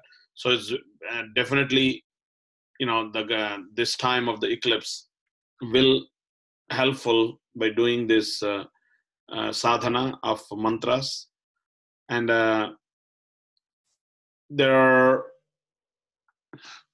it can be some issues relating with problems in the air problems can happen. Any problems in this during that time, travels or is try to avoid is a good idea. Anything related with the series of accidents can be possibilities are there, air accidents, and a lot of in this Surya Grahana is very powerful, as this year in July is also solar eclipse, and December also solar eclipse. And even though many people have an idea of this, okay, the eclipse is not showing in our area, so it's not going to have an effect. But that is a wrong way of thinking it. Even though, we are all living in Vasudhaika Kutumbakam, in one planet. We are all living in one planet. We are not living in different planets. So definitely have an impact that even though that eclipse is not visible here or visible, definitely you will have an impact on those nakshatras especially, and those rashis. And moreover, the Surya and Chandra, I'm talking about in a broader way, like when we talk about this eclipses, Surya eclipse, solar eclipse and lunar eclipse, sun and moon is for everyone, and everyone who lives in the world and in this universe. So everybody will have an impact, regardless of your nakshatra or rashi. The sadhana supposed to be done to neutralize any effect of it. But again, instead of scaring with this eclipses, putting into yourself into more discipline, sadhana will help. And one thing you need to be very careful, as since it's happening in the Lagna Sandhi, Dhanur Lagna and Makar Lagna, it will be cautious with those Lagnas and take precautions. It will helpful. And I'm not talking about particular chart. In general, it would be better to give a proper sadhana during this eclipse time. And during this eclipse time, people might have a difference of opinions also, might create some trouble because of disagreement and agreements. And I think December 2019 is, it's very, especially for America, you'll have if you look at it politically also, is a lot of things are moving different direction. So a lot of agreements and disagreements, and this eclipse will have an impact on that too, according to in my view. Thank you, Pundit Samavedula ji, for that very comprehensive presentation on the December eclipse. Would anyone else on the panel like to touch on the December eclipse? Talk a little bit about it? Sadasiva ji? Yeah, I'll just pull up the chart here as well. I have it on the 27th, right? At 4 a.m., whatever. US, December 27th, right? Isn't that right? Oh no, I'm sorry. No, it's a 26. Sorry. Yeah. Okay. So it's a 26. Yeah, it's a 26. I'm sorry. I don't know why I put the moon up there by Saturn. Anyway, but so yeah, a few things that I wanted to say about it is that we have, a couple of things. Again, we want to look at dignity. Saturn. It's happening it's happening in Sagittarius. And the ruler is there, which is really powerful, of course. And anytime the ruler, just like with the eclipse earlier in the year that we talked about, Mercury, or I'm sorry, actually Mercury's not there, excuse me. But with this, with this eclipse, Jupiter is in Sagittarius while it's happening. So anytime the ruler is there, it's going to help to hold together the, potential volatility of the event. Now, as Panditji mentioned, it's it's in Mula Nakshatra, which of course is that goddess Kali, that that energy of nirati and calamity. But you have Mercury, Moon, Sun, and Jupiter all in Mula. So this is like a Mula explosion. I mean, it's like all this energy concentrated in Mula. And again, I talked about Mula earlier. It's where we plant seeds after uprooting something. We can't have a new belief system and a new vision until we pull out the old by the roots. So this quality of uprooting and pulling out by the roots, like pulling out that darkness. If you just trim the top of it, you can't plant anything new. In order to plant seeds, like you have in Mula, which is the seeds, you have to pull the other thing out by the root and create a hole. So it creates a hole. This is what Mula does. It blows something over to create a hole so you can plant those new seeds of hope and inspiration. So this eclipse is all this Mula energy. And so it's going to be very intense in that regard. And Jupiter is there. And Jupiter is very powerful in this nakshatra, of course, because there's nothing better to fill a hole than Guru's grace. And Jupiter is there, so it gets blown open, and the Guru is in his own house. It's like happening in the ashram or in the church or in the place of worship. And the priest is there, right? Brahaspati is there. And so that's what you want. You want to have the change and the transformation and the explosion when you're in the ashram, not when you're out somewhere else. So it's like it's happening in the place of worship. So the message is going to be very accessible. This is what these transits show, that our mind will be aligned with that, with the access point. Because Jupiter had just gone into Sagittarius a month and a half earlier. He goes in Sagittarius on November the 4th, and then a month and a half later, we have this eclipse. The other thing that's noteworthy, Mars has just poked his head into Scorpio. Barely. He's in between two signs. But Mars is in Scorpio, which is also quite powerful to bring about a lot of discipline, right? And so we can be very disciplined at that time, and that's what we should also strive for. But I just wanted to bring out all this Mula energy. And even Saturn-Ketu there in Purva Ashada, which is very devotional, ruled by the god Apis, like I said, which is the god of ocean and divine love. And so it could be a very devotional time for spiritual devotees and aspirants. It could be quite transformative and powerful. So wanted to bring out that quality of Mula and having the ruler there, and that strength that is underneath it all. Thank you very much, Sam. I appreciate you pulling the chart up so we can look at how strong of an alignment that is there. And, I think it's very interesting as Jupiter completes its transit through Sagittarius, this eclipse, which is coming, at a big point in that transit. And I think that it kind of suggests that whatever kind of illusion or whatever kind of falseness, there's a lot of question is what's real and what's fake, what's honest, what's dishonest. There's so many questions about this. I think this eclipse is one of those things that puts it all out there, which means if there's any more lies or dishonesty or falseness, the cards are on the table. We're going to be able to see that more, perhaps. Yeah, that's what I was saying, even about the year in general, all the misdeeds and the injustices and the sense of being out of sync with Dharma, not just spiritual Dharma, but the Dharma of this world, because we're here in this world as well, and we have Dharma and duty to uphold righteousness in this world as well, not just go, the hell with the world, I want liberation. That's not what these spiritual teachers do. They don't just tune out. They get in there and stay involved. That's the real sadhana, is to be engaged and be in the world, but not of the world. And so absolutely, you just hit that right on the head. Like I said earlier, this is going to restore a sense of justice. And right after Jupiter goes in Sagittarius, we have this explosive eclipse. It's like, okay, you thought you saw the truth. The veil is opened up. Maybe we'll get proof that there's aliens. Could be coming, baby. Some aliens, baby. We're going to see them. Okay, hope it's not like Mars attacks.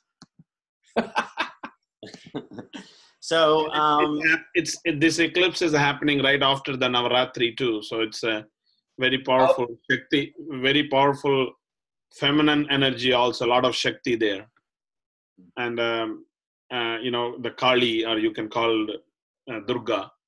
And this Rahu is also involved in this in this eclipse. So definitely, there are a lot of things can happen due to this eclipses, and the best way of dealing with them is getting grounded. As in the beginning, we started with the Jupiter. Year is the Jupiter 2019. So it's better to just bring your all action into more spiritual practices. It will help. And this axis is, this is one of the reasons, this last thing I'll say, that I think this is the most conducive axis for Rahu Ketu. When we had the Rahu Ketu summit, I talked about it as well. Rahu and Gemini, again, very much about trying to figure out how things work.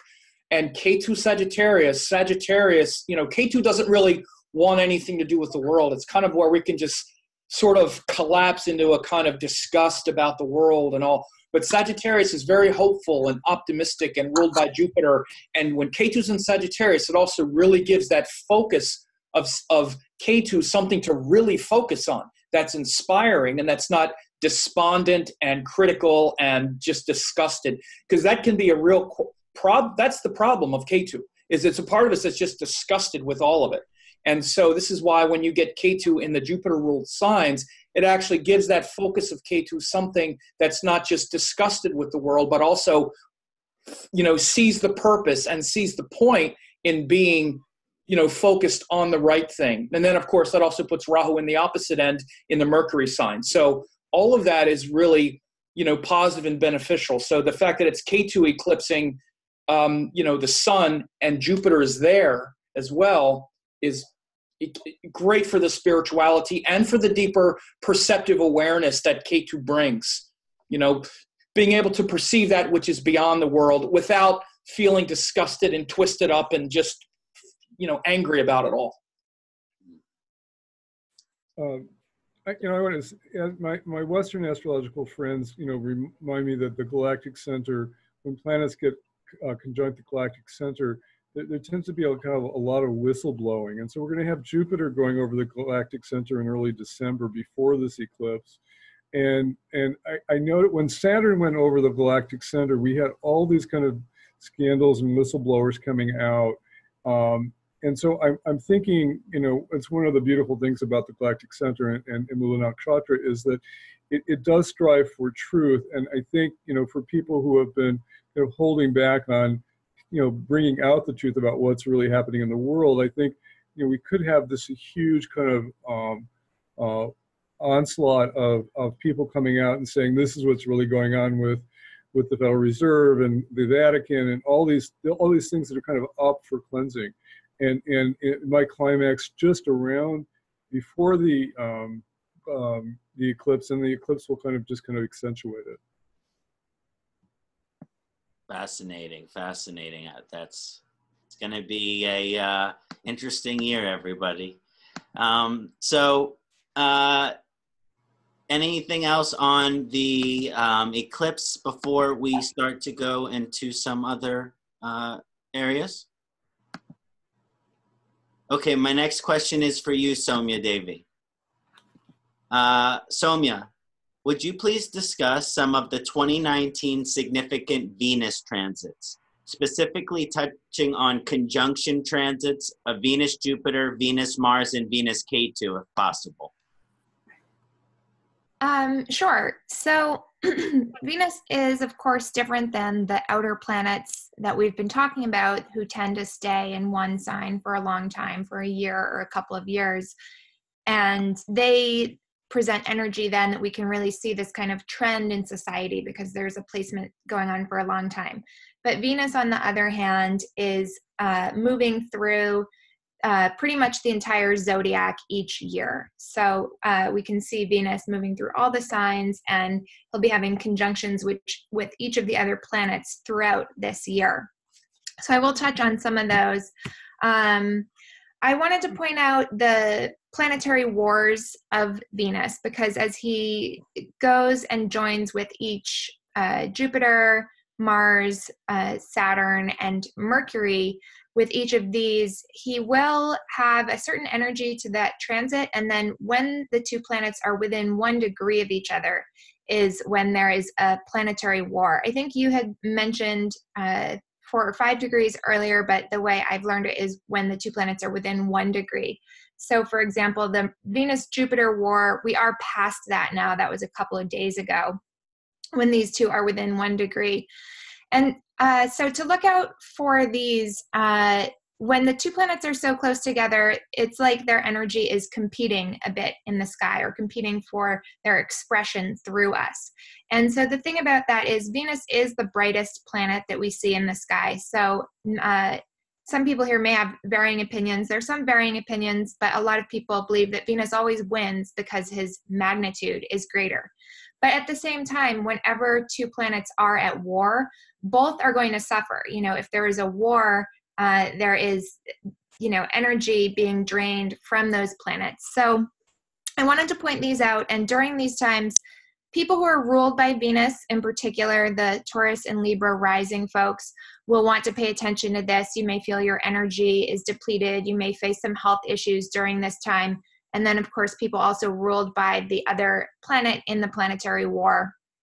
The other thing that is affected is the energy of that planet in general at that time, and the energy around the things that planet rules in your chart. Even if you're not Venus, Venus rules 2 areas of your life, and you may find these 2 areas are suffering or challenged a bit during the Venus wars. So I'm going to point those out as I go through, but I am going to progress through the year a little bit. So we just had the Venus-Jupiter conjunction in Scorpio. Soon, in a few days, Venus is moving into Sagittarius with Saturn. And this will be basically for the month of February. And actually, Venus and Saturn can complement each other in general when they're in the same sign, because Venus is the planet of our desires, of where we indulge in life, where we seek happiness, romance, relationships, good food, good music, all of these sensory pleasures. And these can be great, but they are something that requires a bit of restraint. And so Saturn can help to bring that restraint. At the same time, Venus can complement Saturn, because as Saturn is teaching us about doing hard work and, making commitments and really persevering through something, Venus reminds us a little bit of our humanity, where, we do want to be happy and enjoy life at the same time that we're taking care of all of our responsibilities. So there's a certain balancing energy there. And yet February 17th and 18th is when we will see the planetary war with Venus and Saturn. And then soon after that, on February 24th, Venus will transit into Capricorn, and that's going to be when Ketu is just at 0 degrees. So Venus-Ketu will have an exact conjunction on February 24th. And yeah, let's see if I can put the chart up too. So Venus and Ketu then will be there until Ketu moves into Sagittarius. Then, of course, Venus is traveling through Aquarius and then Pisces, where he is exalted. Now, for the second half of this Venus in Pisces transit, Jupiter will be in Scorpio and aspecting onto Venus here in May for really only a few days.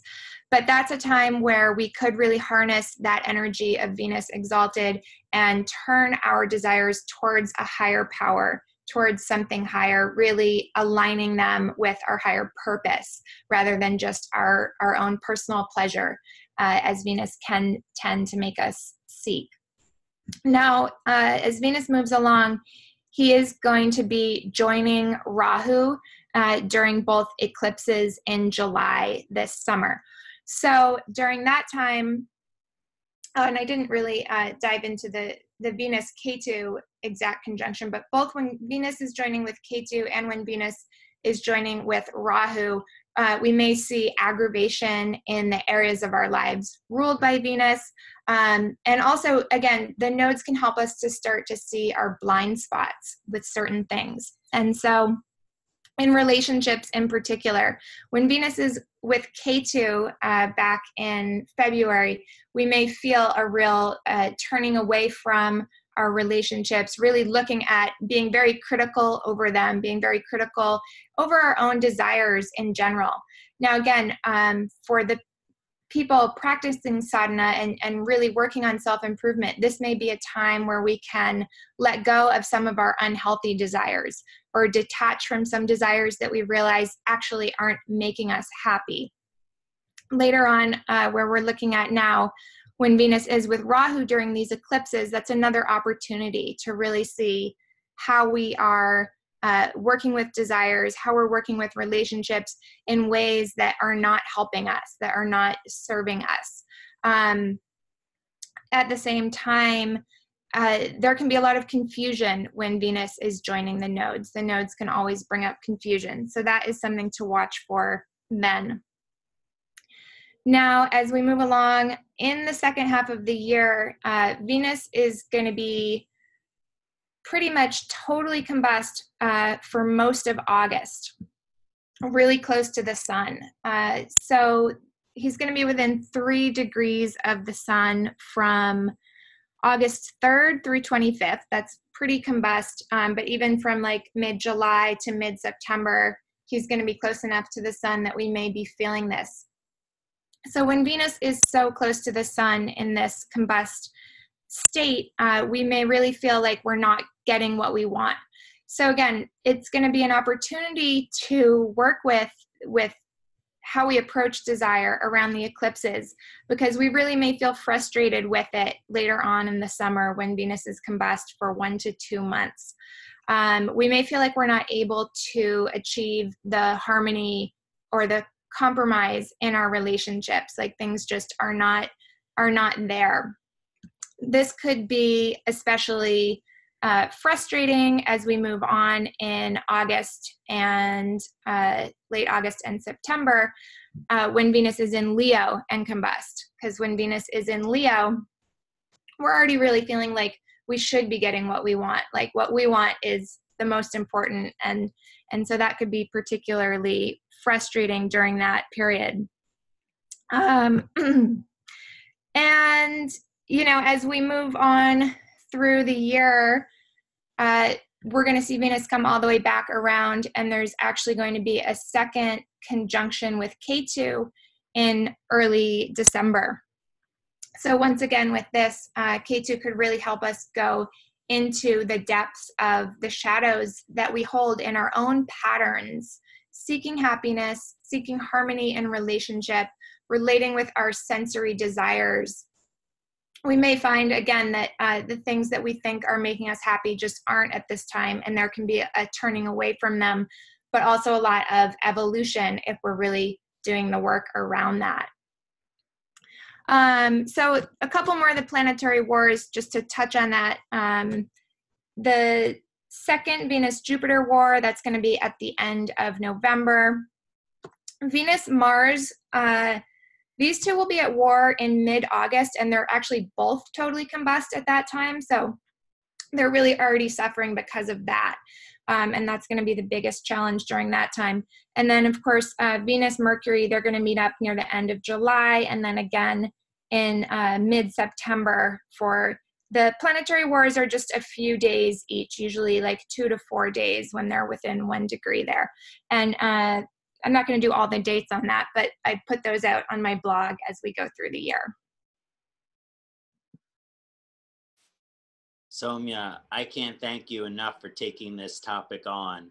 You know, we talked a lot about these slower moving grahas, but it was amazing the way you took us through the whole year with Venus and touching on how these quicker moving grahas can affect us and focusing in on some of the planetary wars. Very grateful that you took on this Venus transit. So thank you so much for that wonderful presentation.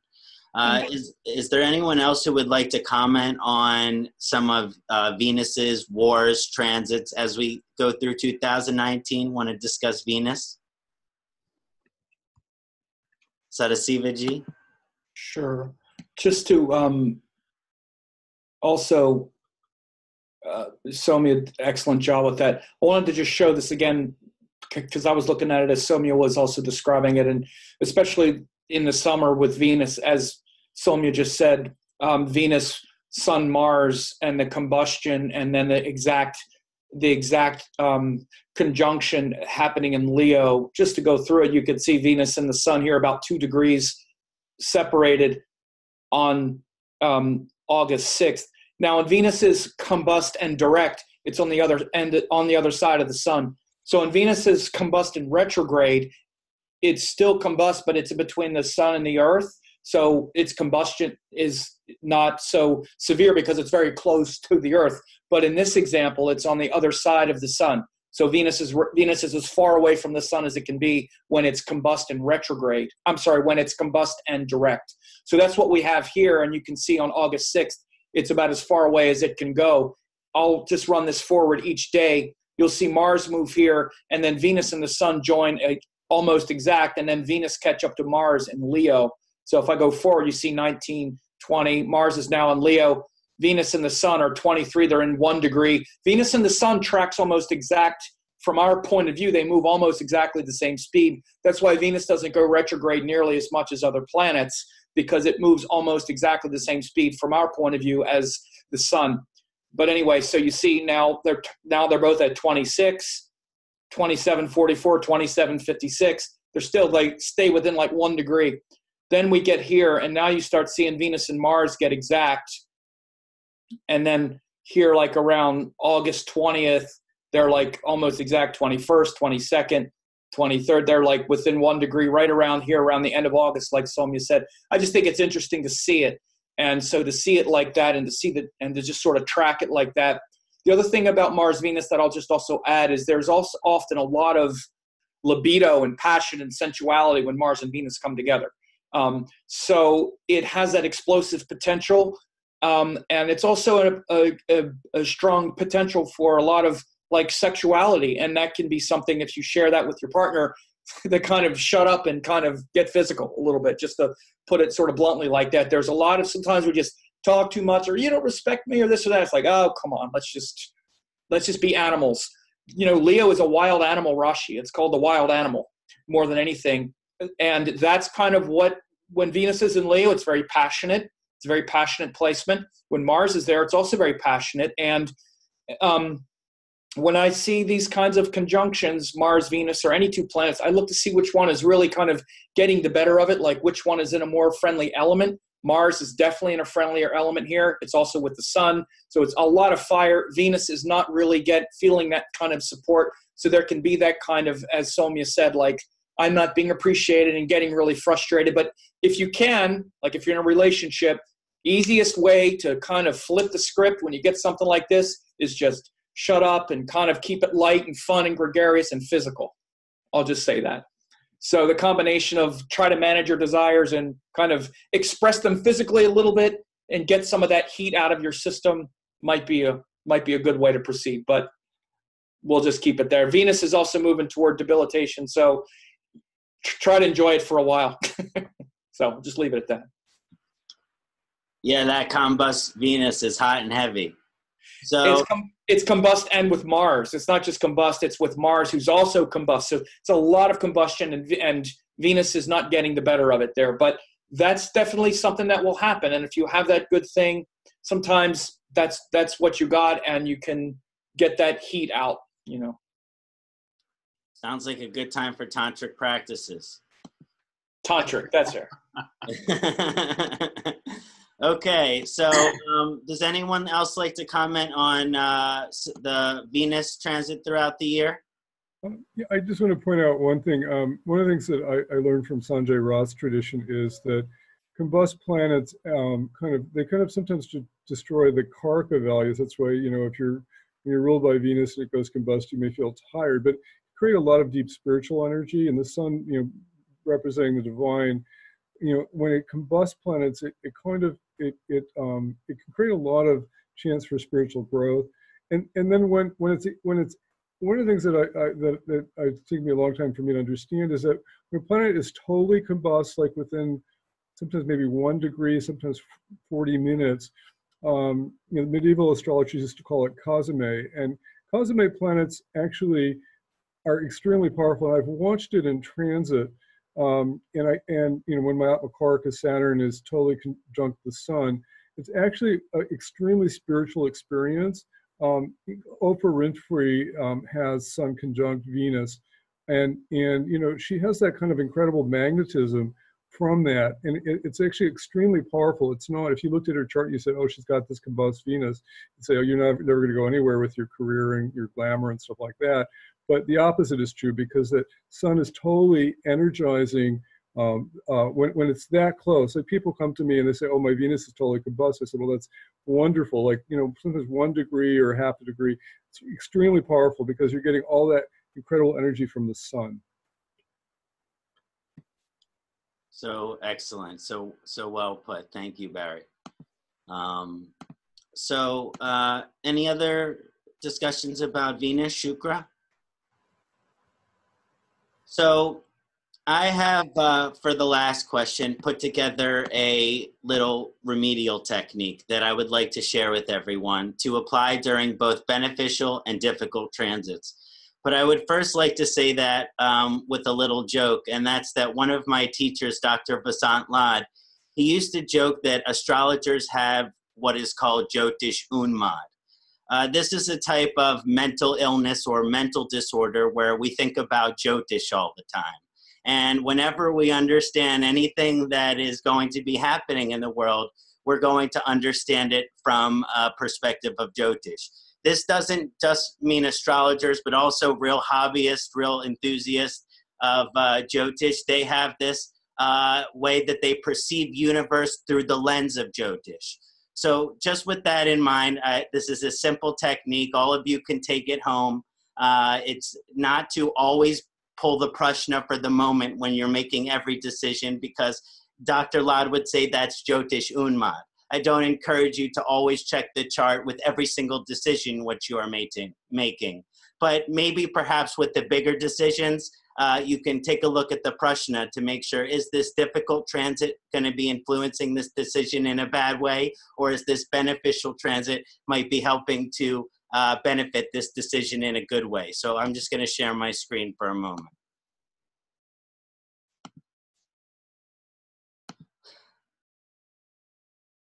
So as I mentioned, one which emphasizes the reduction of harmful aspects, and the other which supports the benefits of a positive transit. Very simple technique.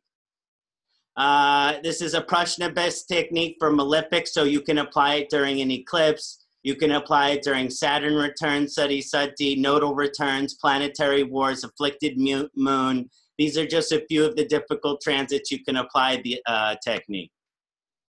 Now, the general approach during most really intense transits suggests reflective practices and spiritual or sadhana-based practices. So always sadhana-based practices and reflective practices are the best remedies of all. Spiritual, religious practices. However, sometimes the responsibilities of our lives suggest we must exist, work, and produce and create and be active during difficult transits, such as eclipses. Maybe we have to work on eclipse. Maybe we have a regular 9-to-5 job and we have to work on the eclipse. So, you know, things to consider about having to function no matter how difficult the transit is. And other transits such as Saturn, Rahu, Ketu are very long-lasting transits, and we have to try to be happy and prosper during these difficult transits as well. So maybe how can we limit the potential danger is what we're considering. So after pulling a prashna chart of the current moment, here and now, locate malefic aspect, this difficult transit, and determine exact position. This is house, sign, nakshatra, and pada. If the malefic aspect is in a kendra or trine position, take note of which house or houses is afflicted. Again, so if there is eclipse, it is in kendra or trine.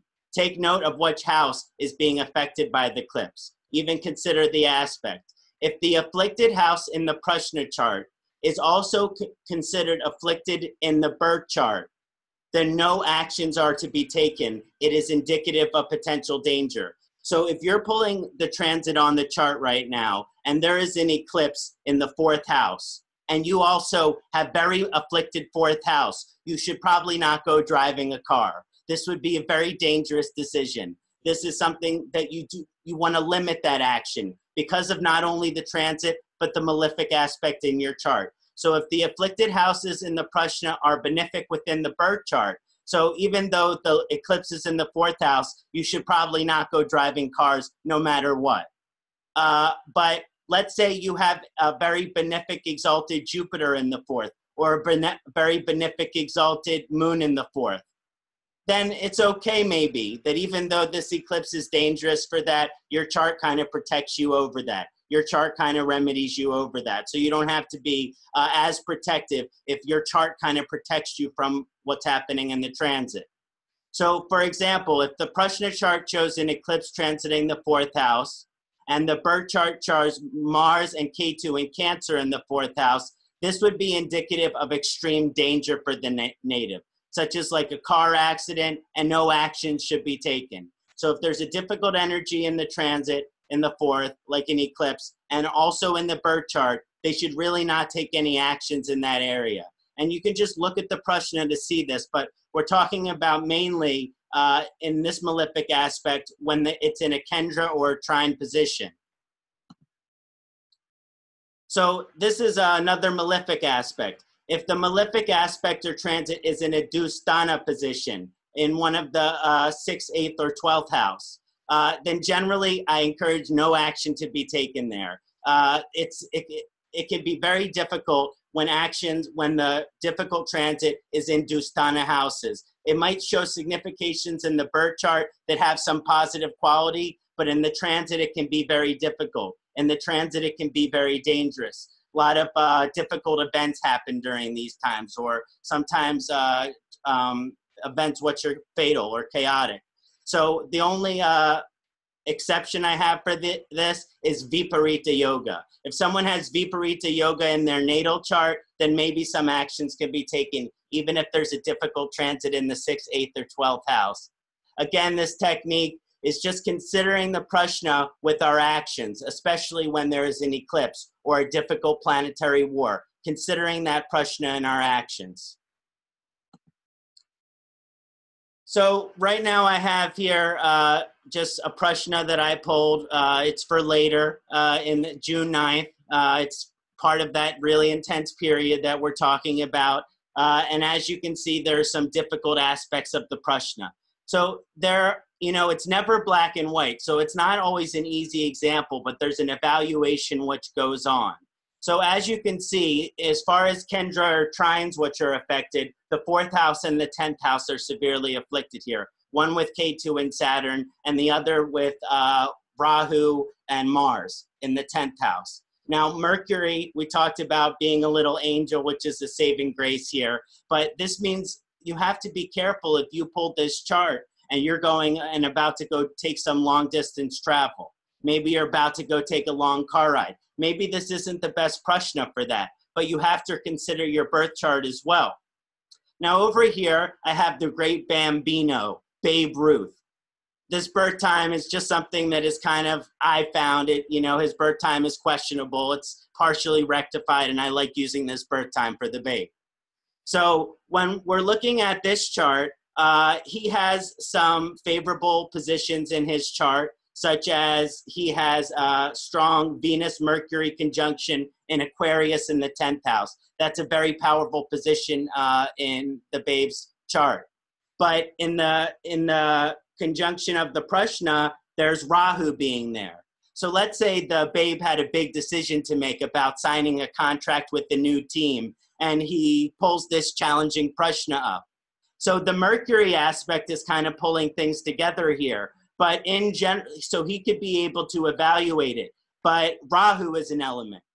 And this Rahu element might be something which is he's being deceived. Maybe he's being misled. Maybe there's a little thing in the contract which is inappropriate. But it's just showing to apply the Prashna to your individual birth chart.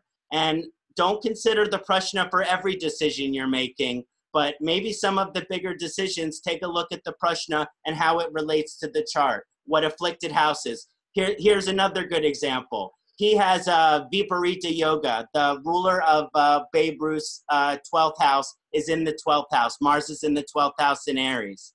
So he has this very powerful position of Mars here. So even though the moon is a challenging transit in the Prashna right now, he has that Viparita Yoga. Maybe he doesn't have to consider that as much. So this is just something that we take into the evaluation, and it's just a simple technique. I want anyone who's watching this should be able to try it at home.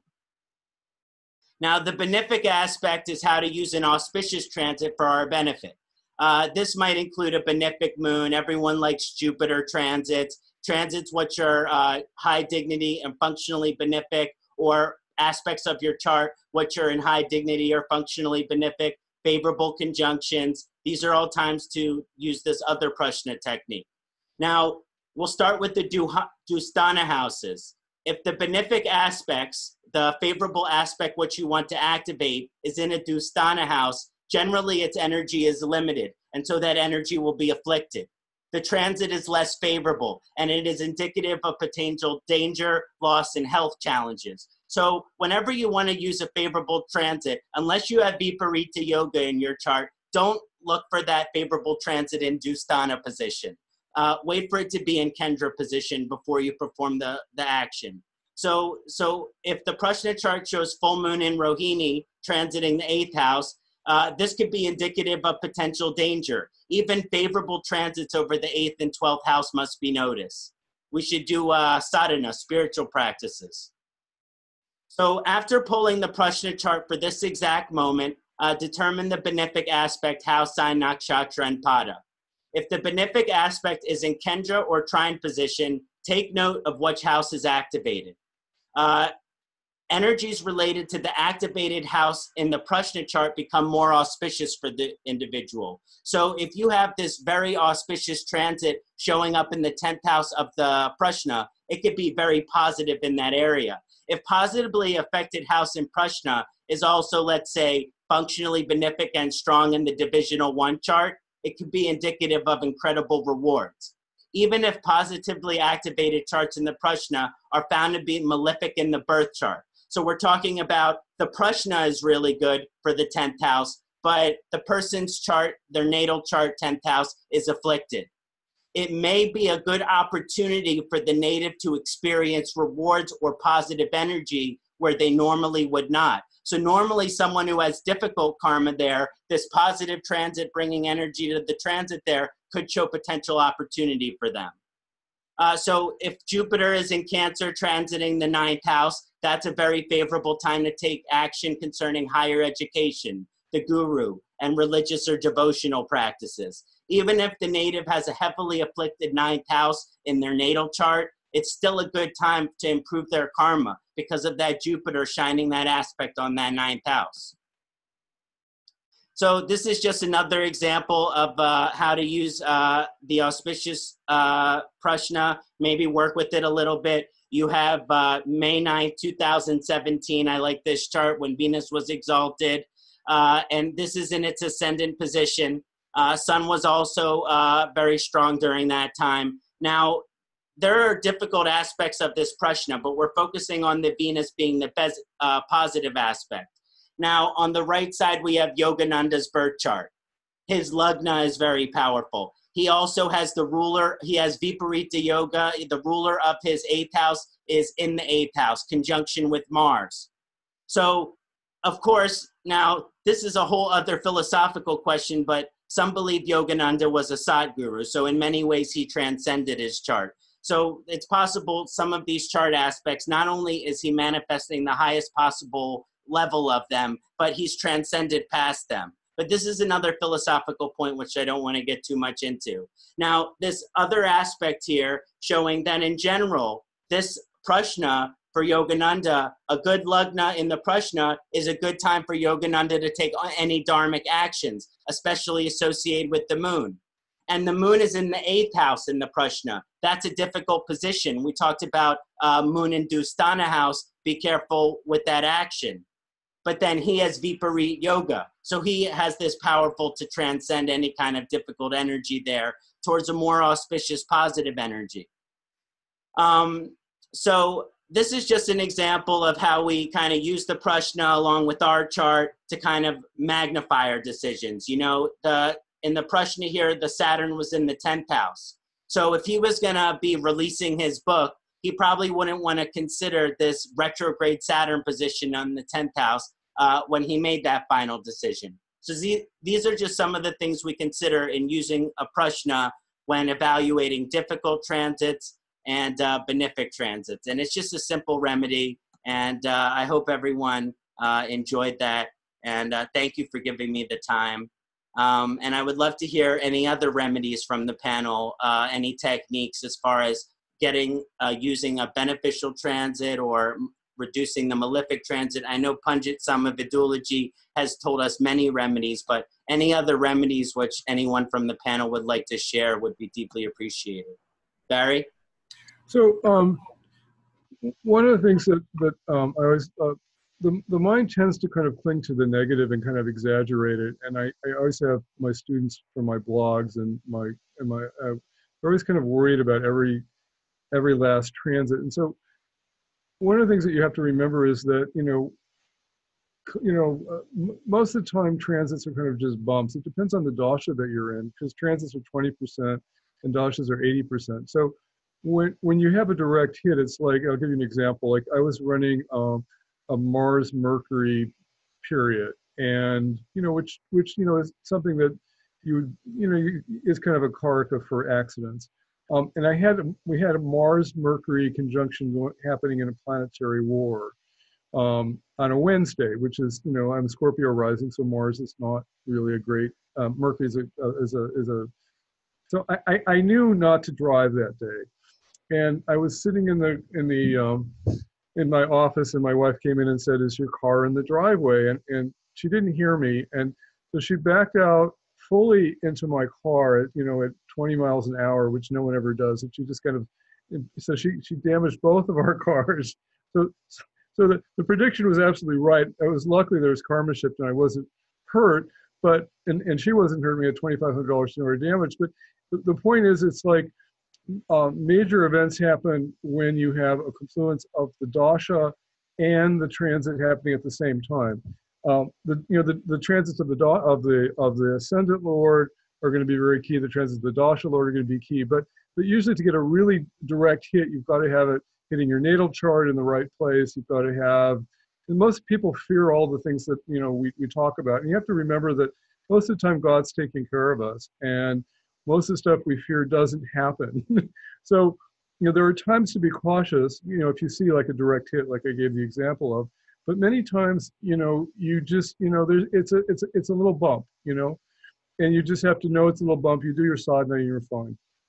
So to me, that's the awareness is that God's taking care of you. And if you, once in a while, 2 or 3 times in your lifetime, maybe there's a catastrophe and you can see it in the chart, but for the most part, you're taken care of. And, just remember that. Amen. Amen to that. So anyone else like to share any remedial techniques or what they like to do as far as their practice during difficult transits such as eclipses? I'll just say real quick, in general, it always happens where, as astrologers, when we do readings, we're always asked, what do I do about it? What do I do about it? And again, there's always these acute interventions that we can look at, but it's redundant, but it's also the most important and truthful thing is to do sadhana. And sadhana means every day. If it's not every day, it's not sadhana. It's sort of a hit or miss thing. The reason you do spiritual practice every day is because it builds up a muscle, just like you brush your teeth every day, you eat every day, you do other things every day that gives you a buffer against the bad stuff that can happen or whatever you want to say.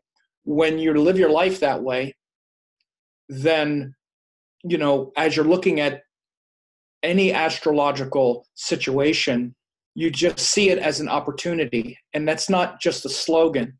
Every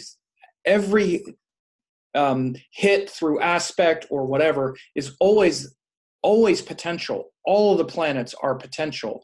And that means benefic potential. None of them are bad.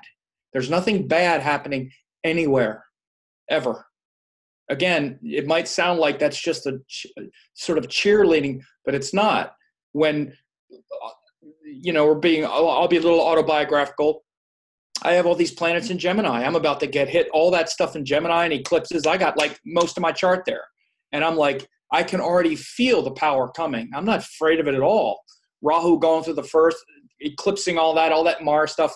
I got all these planets there. But I know what happens. The last time that happened, that's when my whole life and career took off. Was it transformative and upside down and blowing everything up? Yeah. And I was like, woohoo! Right? And again, so it's because I have spiritual practice. I do it. And if I wasn't doing it, I would be just triggered and jumping out of my skin. So that's what lands everything. And not just in that anecdote, but any other, and in fact, every situation. So we should be aware of it. And I'm always aware of where things are. I got all those planets now going through my 7th house, all that Sagittarius, Saturn, been there back and forth, Saturn, Ketu, all of that. So we're all doing this. I had Saturn go over my moon a few years ago. Both parents died, just like you would expect for Kṣaṇāti, the whole thing.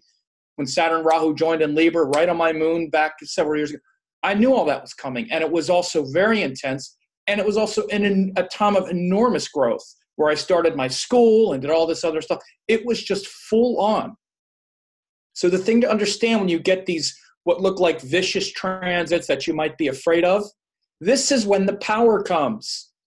That's what the planets are. They're powerful, especially the slow-moving, grinding ones where Saturn's going to grind over your moon or your ascendant or something else. We're like, oh my God, what's going to happen? What's going to happen is you're going to get the power for that amount of time.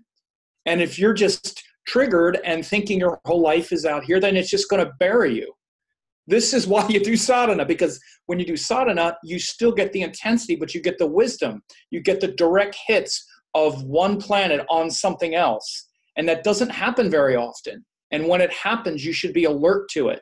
Any direct hit by transit, of course, when it lines up with dashas, that's something else, goes to a deeper level. But as these things are happening, that's when you're getting the juice directly.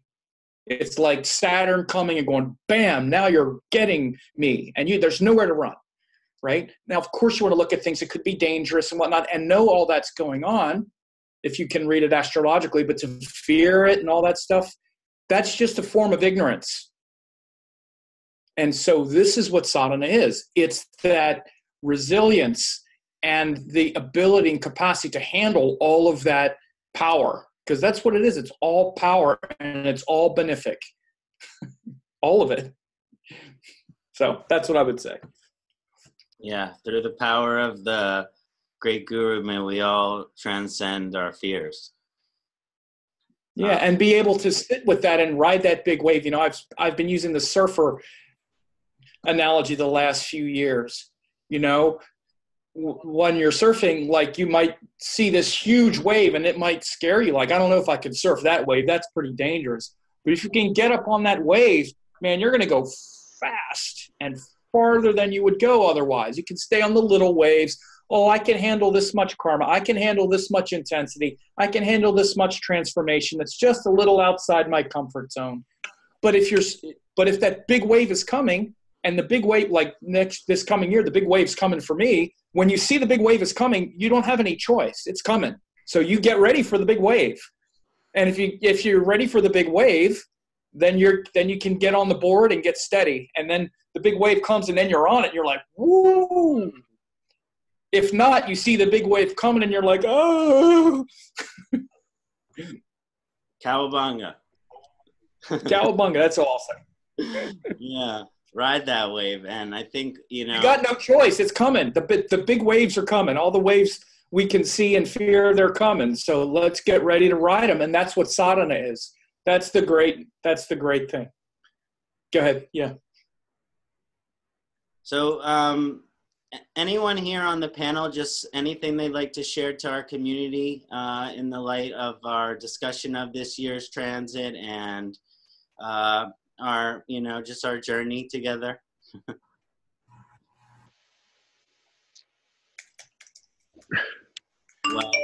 I just want to second Stan. That was really brilliant and inspirational. It's really those kind of difficult moments that we look back in our life and we realize if we hadn't gone through that divorce or that hospitalization or something, we wouldn't be the better person that we are. And we all kind of fear these huge changes coming, but the nature of life is that it changes. Everything is always changing. And the only way we grow is by accepting change and, like Sam said, riding the wave. So use the transits, when you do get big transformational moments, use that time to ride it. And it's never easy. I look back at my life, and I was in the hospital with kidney stones for 9 months, and it forced me to study alternative medicine and help people with healing. It was the most difficult part of my life, but if I hadn't experienced it, I wouldn't be the person I am. So always understand that these even when you get these difficult transformational moments, you'll look back and say, God, if that hadn't happened, I wouldn't be that person. Very powerful. Well, I just want to thank everyone. Yeah, and I'll just say one more thing here, is that we're all very conditioned by our chart, and how we can bring this back to our natal chart is you can see if someone is really used to, like someone who has like Saturn in the ascendant or Saturn on the moon or this kind of thing, or, like Rahu and, the nodes, really prominent or what have you. We're conditioned to be able to accept and expect and endure certain kinds of stress. Like someone who has very prominent Mars, like maybe Mars-Rahu, then when that Mars-Rahu or that kind of thing comes up, they're more used to it. So also notice this with your clients. Someone, if you're seeing they're going to have a heavy Saturn transit, but they already have a heavy Saturn, they're going to be used to it. So you also have to modify this, and for like your clients, it's going to be something that they're used to, right? And so I say this just for people who are reading charts. Be careful not to pathologize and get too worked up about when a client might be dealing with a difficult transit. Especially something like Saturn or one of the nodes, which can be, we tend to go, uh-oh, my God. Maybe the person is very used to that and they can ride that edge very easily because it's part of their nature and it's very prominent. So I just wanted to add that last thing. 100%. There, I think as we all, in the new age of where Jyotish is becoming so widely recognized and people are appreciating it from all different cultures, all different religions, that we remove the fear out of it, that we remove the fear and the planets are something to be feared, that God is something to be feared. It's something to be honored. It's something to be respected. It's something to be devoted to, but it's not something to be afraid of. Right. Okay, well, I just want to thank everyone for coming here. Somya, Devi, Pundit, Samavedula, Barry, Rosen, Sadasiva G. Thank you, all of us who attended this 2019 Jyotish Transit Summit live. There's a March summit. Thank you, Kṣaṇāti, for putting it on. Kṣaṇāti, thank you. Thank you too, Kṣaṇāti, for putting this on. Thank you. Thank you, Kṣaṇāti. It's my honor and pleasure, and I look forward to many more. This is the start of many more exciting discussions to come. And it's nice to share this satsang with all of you in this community. I guess as an Aquarius ascendant, nothing makes me happier. So blessed to be with all of you. And may the Guru guide and protect. Om Namah Shivaya. Namah Shivaya. Jai Gurudev, everybody. Jai Gurudev. Victory to the big mind.